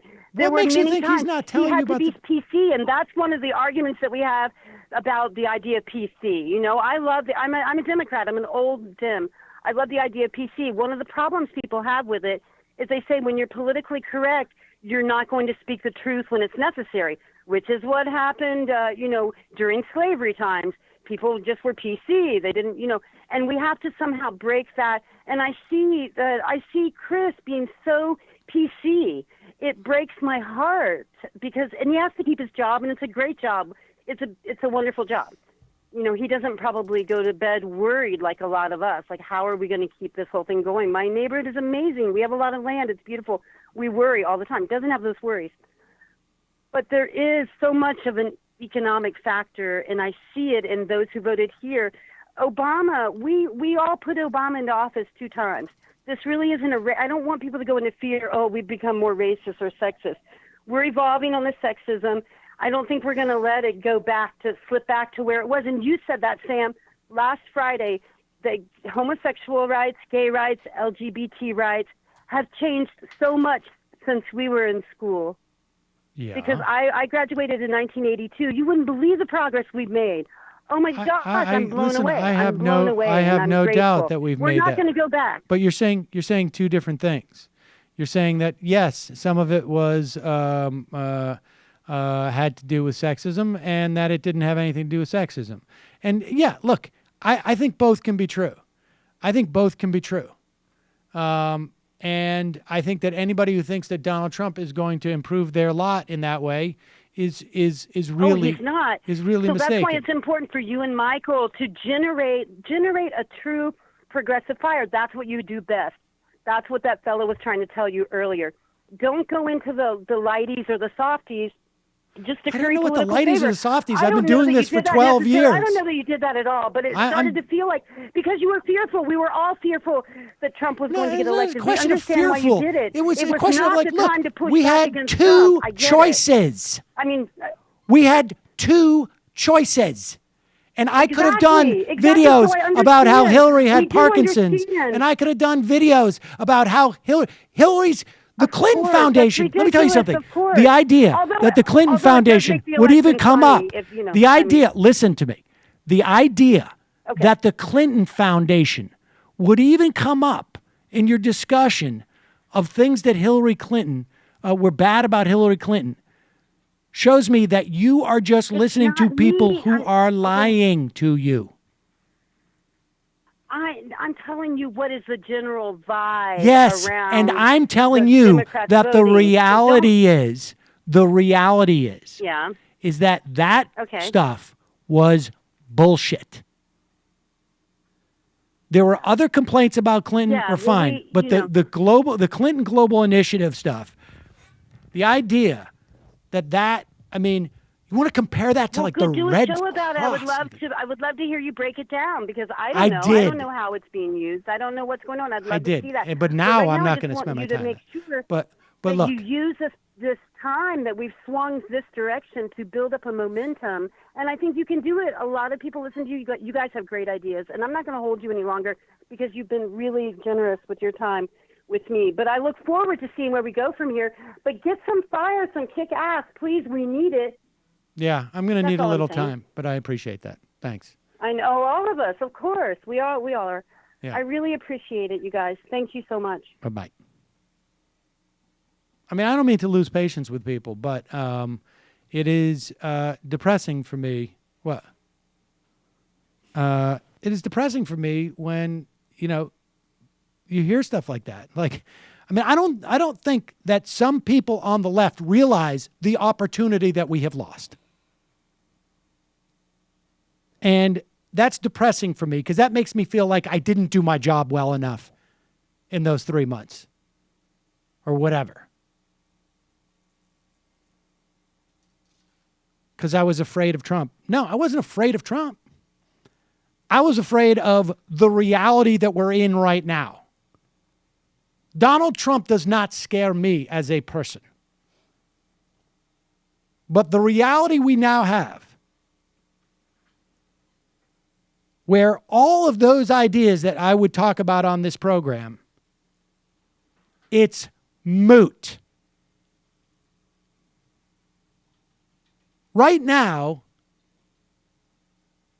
the big strategic question is, how closely aligned are we going to be with Glenn Beck to fight the Trump administration?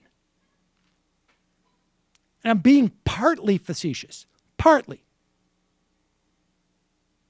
Because all those neoliberals that various liberal pundits who think that Chris Hayes is the problem, all those neoliberals, guess what? You're going to be looking to those people to go on and deliver their zinger on TV because that's all there is.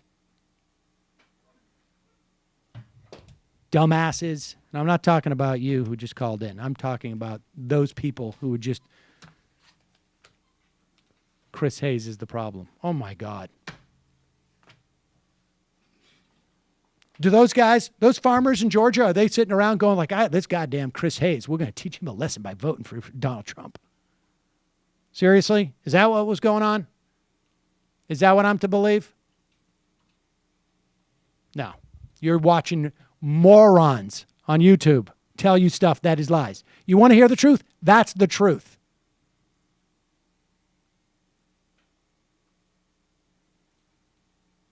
If you see a set of videos that include the words Chris Hayes and Global Clinton Initiative delivered by someone talking into a microphone, that should be your first indication that guy's an idiot.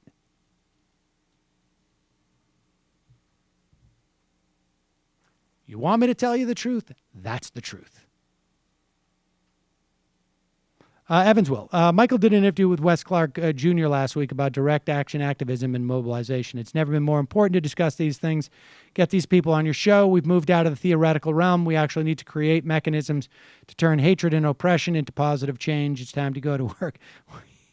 I agree. But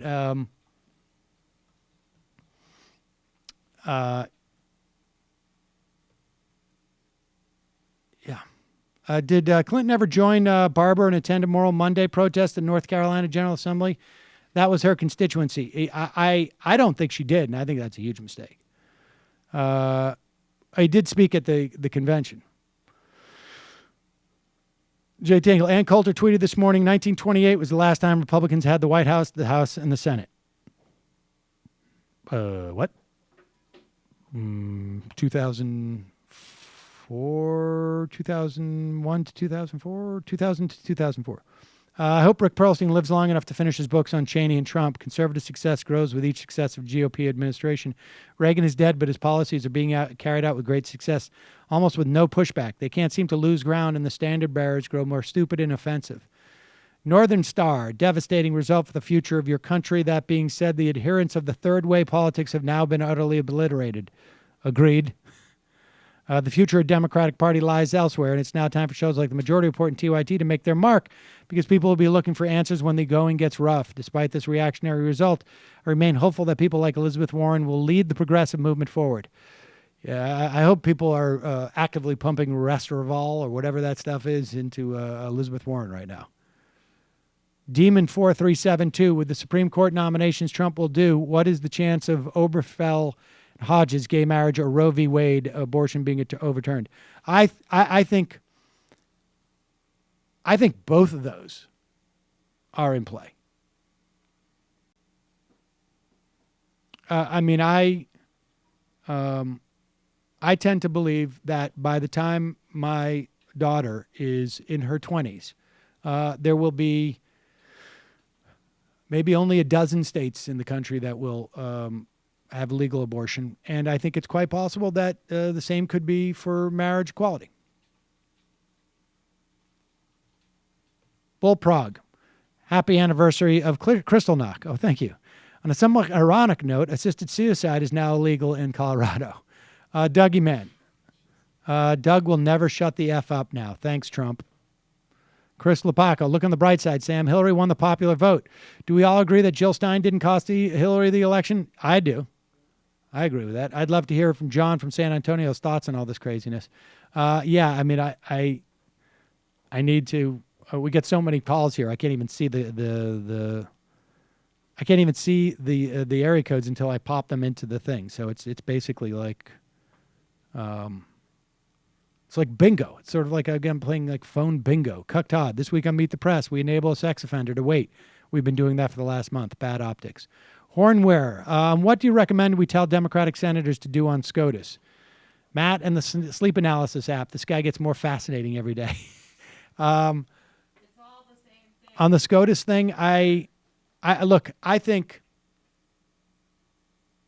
that President Obama, and I don't think he'll do this, but it seems to me, possible for him to do an inter-recess appointment. I think he can do it. It might create some type of crisis, but there's already a crisis. But I don't know. I need to talk to people about that first. Big line in the bridge. I know the Dems are going to start blaming blacks for the election after they realize it wasn't third parties. Maybe they should stop paying lip service to our issues, and we would have turned out. I mean, I think, look, black turnout was definitely down. I would be very surprised if the Democrats blamed their most loyal core constituency.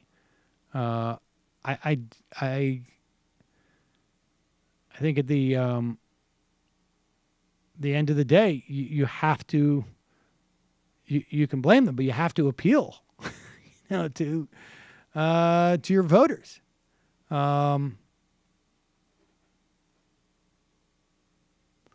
And you've got to make a proactive case. I mean, this has been my criticism from the beginning. AJS, what the F are we going to do? How did the Republicans become the party of working class rage and the Democrats the party of aloofness?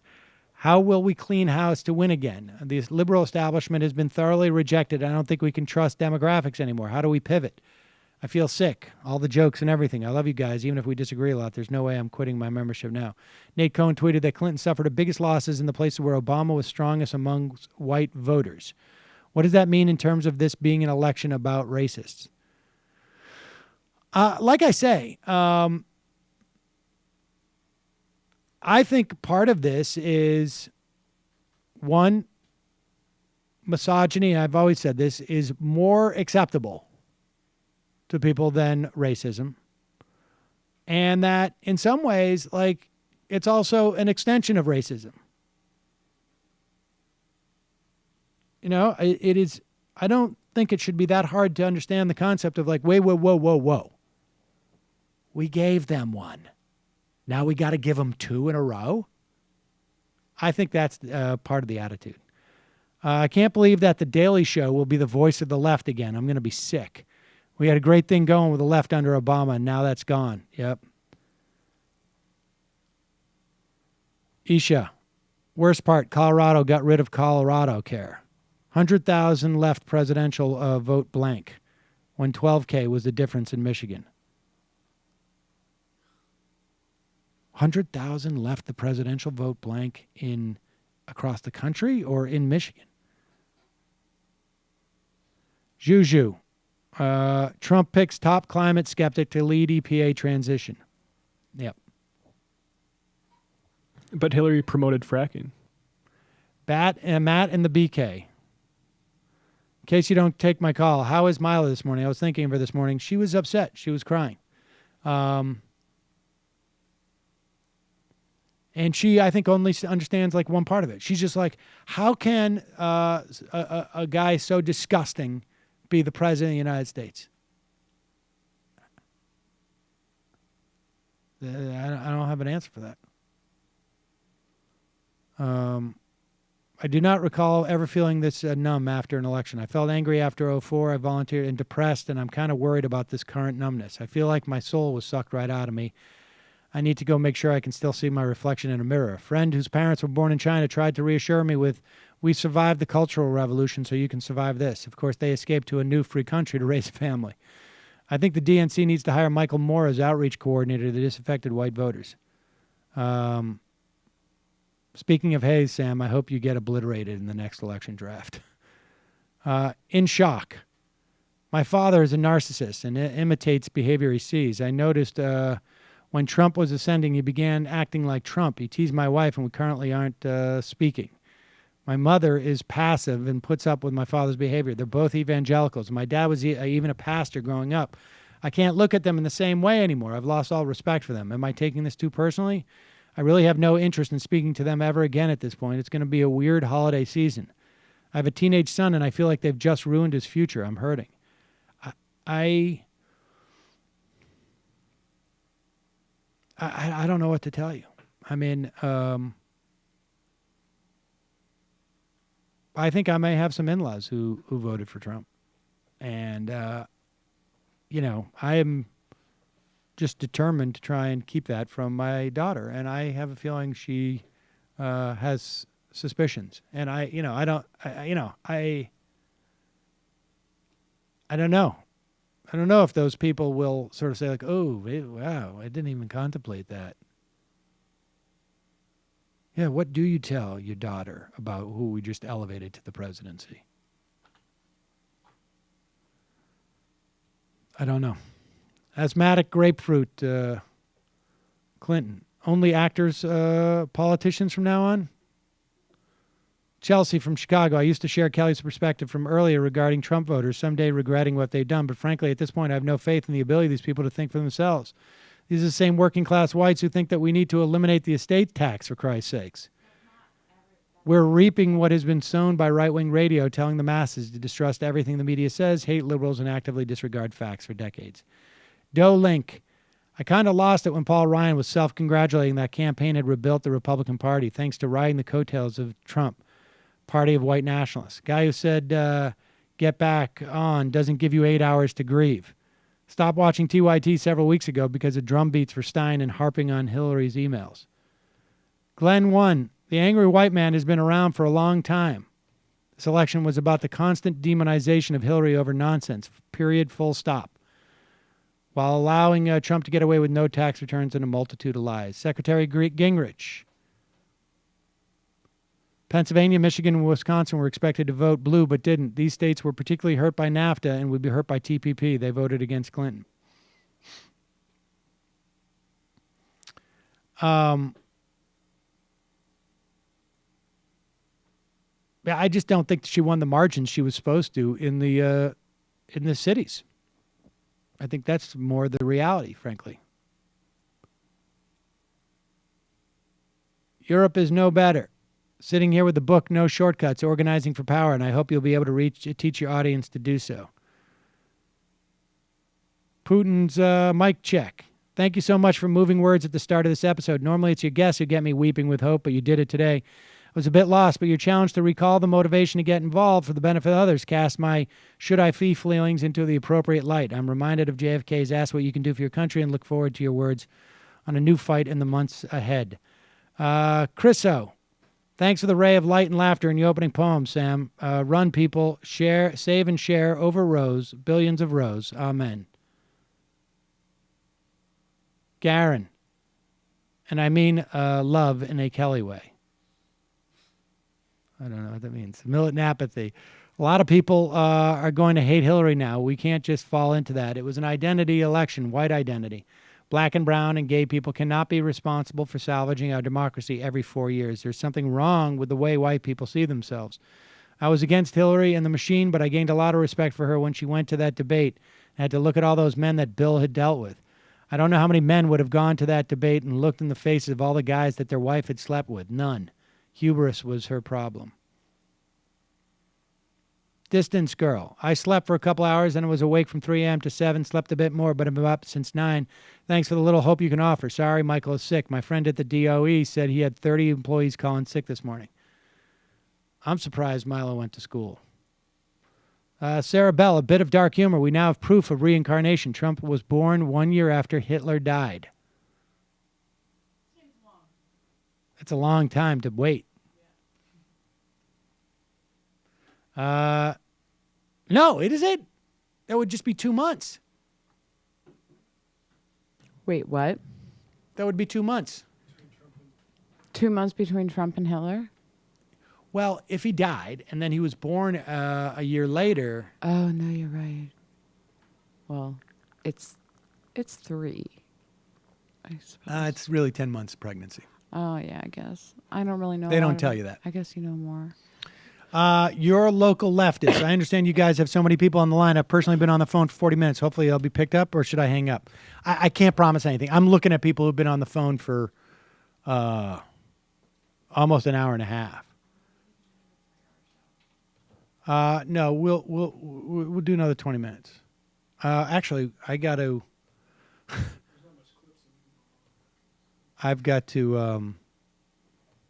do a pre-record, but and let's see. Yeah, like one note on a lot of the conversation we're having.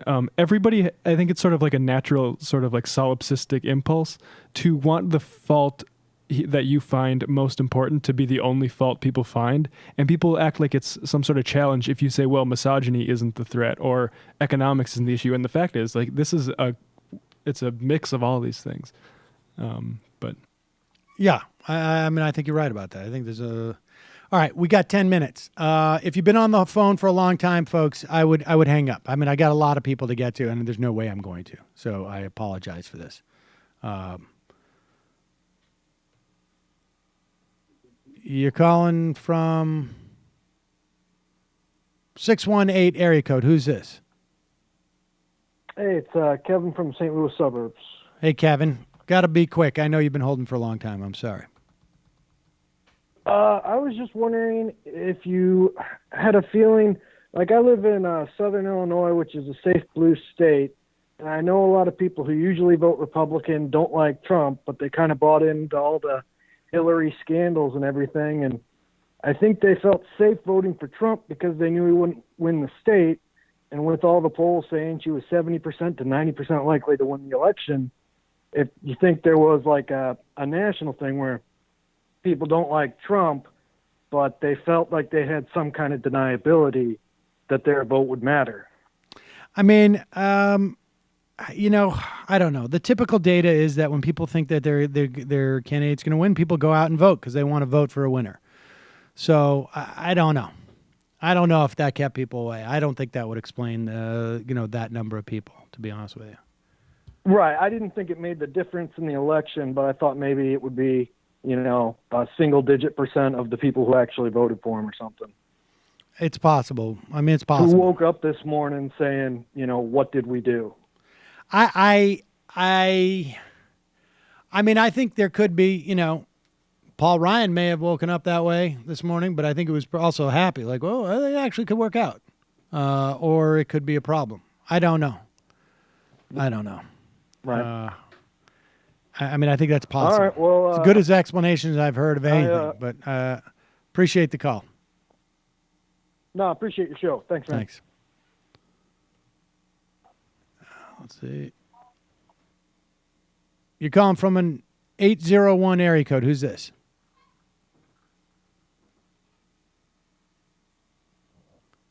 (801)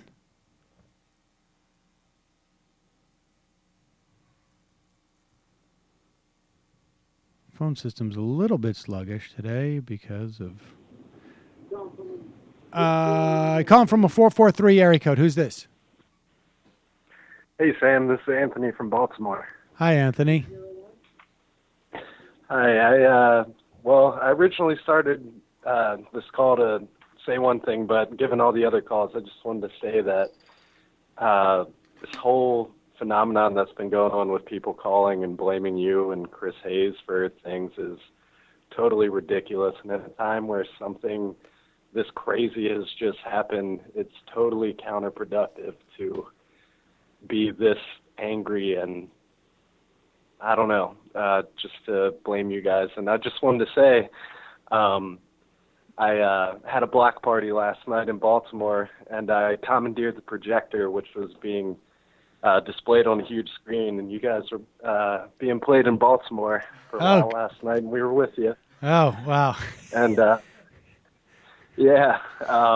got a couple video clips that I'm going to try to email you guys. All right, do. I wish it was more fun. Yeah, I hear you, man. But, I just want to say thanks for doing what you guys do. And, independent media like you guys, you guys have the most concise and convey the points that need to be heard so well. And people who say that you guys are dishonest are totally just missing the picture. And much love to you guys. All right. Well, I appreciate the Hang in call. there. Thanks, man. You too. Take care. You're calling from. Let's see it pop up. You're calling from a 402 area code. Who's this? Hi, this is Ben from Nebraska. Hello, Ben. What's on your mind, Ben? Thank you for taking my call. I know with Thanksgiving coming up that there's just going to be a lot of domestic debacles going on, but I don't call in very much, but I do want to say that I am very thankful for your program throughout this this election season. In combination with Democracy Now!, you guys have really provided the greatest insight. I really can't say enough about that. Just real quick, though, I wouldn't go so far as to say that you're the Noam Chomsky of my conscience. Thank you. I do hold you. There was a lot of pressure on. I do hold you, frankly. Yeah, that guy maybe is laying it on a little bit thick, but I do hold you in high esteem. I just want to share a quick story, and I'm a goy, so maybe you can help me out with this. But well, I'll do my best. There's a story that happened here in Lincoln, Nebraska in the 90s where the head of the Ku Klux Klan, a guy by the name of Larry Trapp, was harassing this new Jewish cantor who was in town, and he was being merciless, crank calling and all this. They crushed him with kindness. They kept going over to his house, asking what they could do, get his groceries and all of this. By the end of his life, he claimed to have reformed. My father ran a public access show at the time. He was horribly harassing my father. He sent him a tiny model boxcar train as like a thing, like I don't know, to try to make amends for all of his awfulness, converted to Judaism and claimed to reject his former racism. And I was introduced to the concept of tikkun olam. I don't know if I'm pronouncing that right, but that's stitching the universe back together. What is the opposite of that? Because that's what this feels like. This feels like the opposite of what I witnessed as a positive mitzvah. Is there an opposite concept? Because I'll just leave you with that. This feels like the opposite of stitching things back together. Thanks, Sam. Bye-bye. Bye. I don't know. I don't know what the opposite would be. A shonda? I don't think that's Shonda Rhimes. I'm not sure. I don't know. No, I'm not. I don't even know who that is. 954 area code. Who's this? We got 1 minute. Michael from Miami, buddy. I owe you some apples, bud. Let me tell you something, pal. I've known, well, no, we don't know each other, but I've been in contact with your phone since 2005 when you were on with Janine at night, and I was in Los Angeles. You're doing the Lord's work today, pal. There's just no other way around it. You have to look at it as a sounding board and a venting exercise. We could sit here from now until doomsday and come up with reasons that would just explain what happened last night or yesterday, and it wouldn't do anybody any good because no one would be satisfied. Because as your colleague said earlier, it's everybody has their own, theory, and if it's not their theory, then it has to be wrong. In life, like anything else, it's a myriad of things that happen. Yeah. It's a bunch of things that happen all at once. It's the perfect candidate. It's the bad candidate on the other side. It's mistakes she made. It's the media's compliance. It's economic frustration, which I think is vastly underplayed. That lady in Georgia was kind of out of her mind, but she had the right idea, I think, in the sense that this economy, this recovery, has bypassed so many people, and especially in the industrial Midwest where I used to live, it's vital for them to be able to put food on the table and have basic things in life available to them. I think and the failure this of recovery, I think you could also throw in there. I think Obama's failure to prosecute the bankers. I think that all the failure to help homeowners still resonates big time because it created a narrative and maintained some pain on people. When I listened to you, it said that in the first 2 years of his administration, he just didn't know how to use power.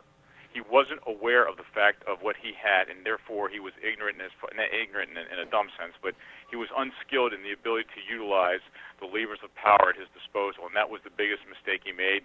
He made horrible budget deals. He made ridiculous concessions, all that crap that we all known about ad nauseum that David Plouffe talked about later on in his book. Yep. But that set the tone, Sammy. Yep. Because then in 2010, he lost the edge. He got it back a little bit in 12, but then look at it. For the last 4 years, he's essentially been a lame duck. You can't tell me one piece of substantive legislation that he's passed in the last 4 years. Well, wait a None. second. Wait a second. Now, I know there's reasons for that. No. But I can tell you. I can tell you. that. Not legislation. He didn't have. There's no way he was going to do legislation. But Right, exactly. Well, DACA, DAPA, net neutrality, the Chinese, the Paris Accords, The Cuban Initiative. I agree all the that. I live in EPA South stuff. Florida. All I that agree, stuff but is I'm- going to be reversed. I mean, it's all gone. Right. It's all gone. All right, exactly. Well, okay. Not to put too much of a dark cloud on already a disgusting day, but the theory of Secretary of State Gingrich reporting back to Attorney General Giuliani, is just nauseating in and of itself. But here's what I think the big picture has to be remembered. At this point, you cannot and you should not ever try to pin yourself in to one candidate. If the DLC did anything wrong, it is they did tend to, and I realize that they didn't have a choice, but I think there was a certain inevitability attached to Hillary's candidacy, which should not have been granted. It shouldn't have been done, especially after the lessons of 2008, and that's their biggest issue. Having said all that, look, Donald Trump was an empty vessel. The dude was right. He could have stood on Fifth Avenue and shot somebody, and he wouldn't have lost his supporters. And why is that? Because people were angry and were looking to vent at something and anyone. It didn't matter who was on the Republican side. That's the whole theory of this thing. What mattered was who was on the other side and who they were going to get even with. And there was a good piece in Salon a couple weeks ago about the frustrations people feel in the rural areas. And if you want to know about my state, okay, we talked about this a couple of days ago. My state basically went for Trump, even though there was good turnout in my home county, Broward County, in Dade County as well, Palm Beach. They got the numbers they thought, but it just was revenge of the white guy. Yep. They just came out of the woodwork in all these other small rural counties, and they just flooded the market. They just did not anticipate that kind of voter turnout. And that's what happened, at least here, and I believe that's probably what happened nationally on a larger scale. You can't get away from that. They were pissed. They were going to hold somebody Well, I mean, the reality is, wait a second. I don't want to. I got to jump, but Michael, the reality is that Trump got less votes than McCain and Romney. The problem is Clinton turned out even less relative to Obama. Yes, and she didn't take as many from the Latin American nor from the African American communities. Well, listen, I don't know about that. I got to there. check the raw numbers, but I appreciate the call. Have a good one. Take care. We'll be in touch. Okay. I got to send you apples. All right, folks. I'm not going to get to any more calls. I know I've got people who've been hanging on for an hour and over an hour. I apologize. I gotta jump. I gotta take 3 more IMs and then I gotta go because I gotta record some Ring of Fire stuff. Eric, 22. I feel like Thomas Frank was largely proven right. Sad. Bravo 30.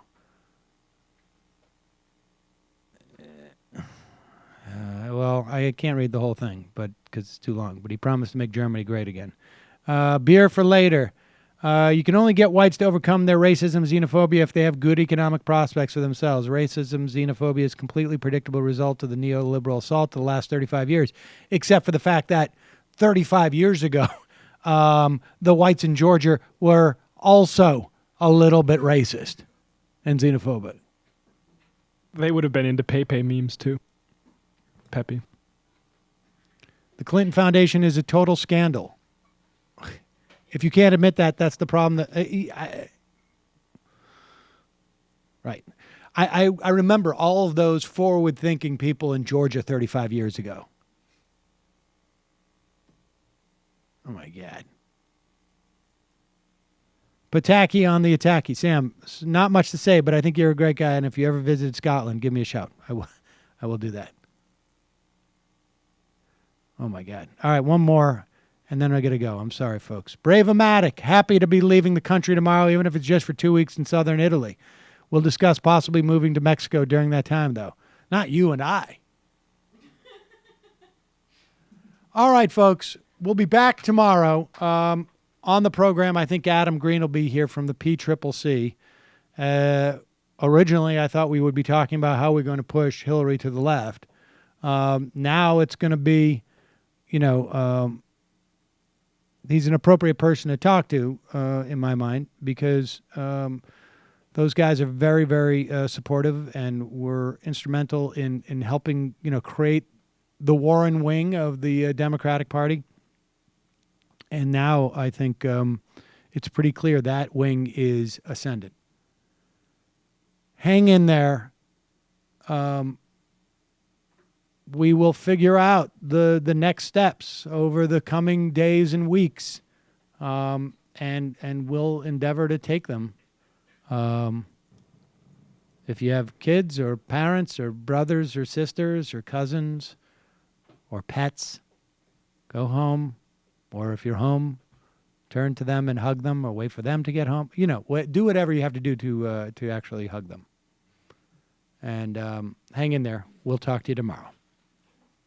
It might take all the strength I got to get to where I want, but I know somehow I'm gonna get there. I wasn't looking when I just got caught between the truth and the lie bar, but finding out won't make me feel any better. Yeah, I know the clock is ticking, but the meds are gonna kick in, and my pilot light shining bright.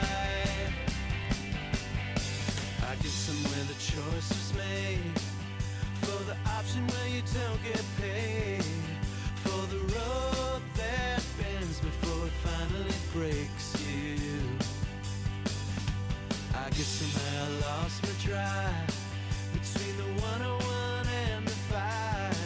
Do you know how far the detour takes you? Yeah, I know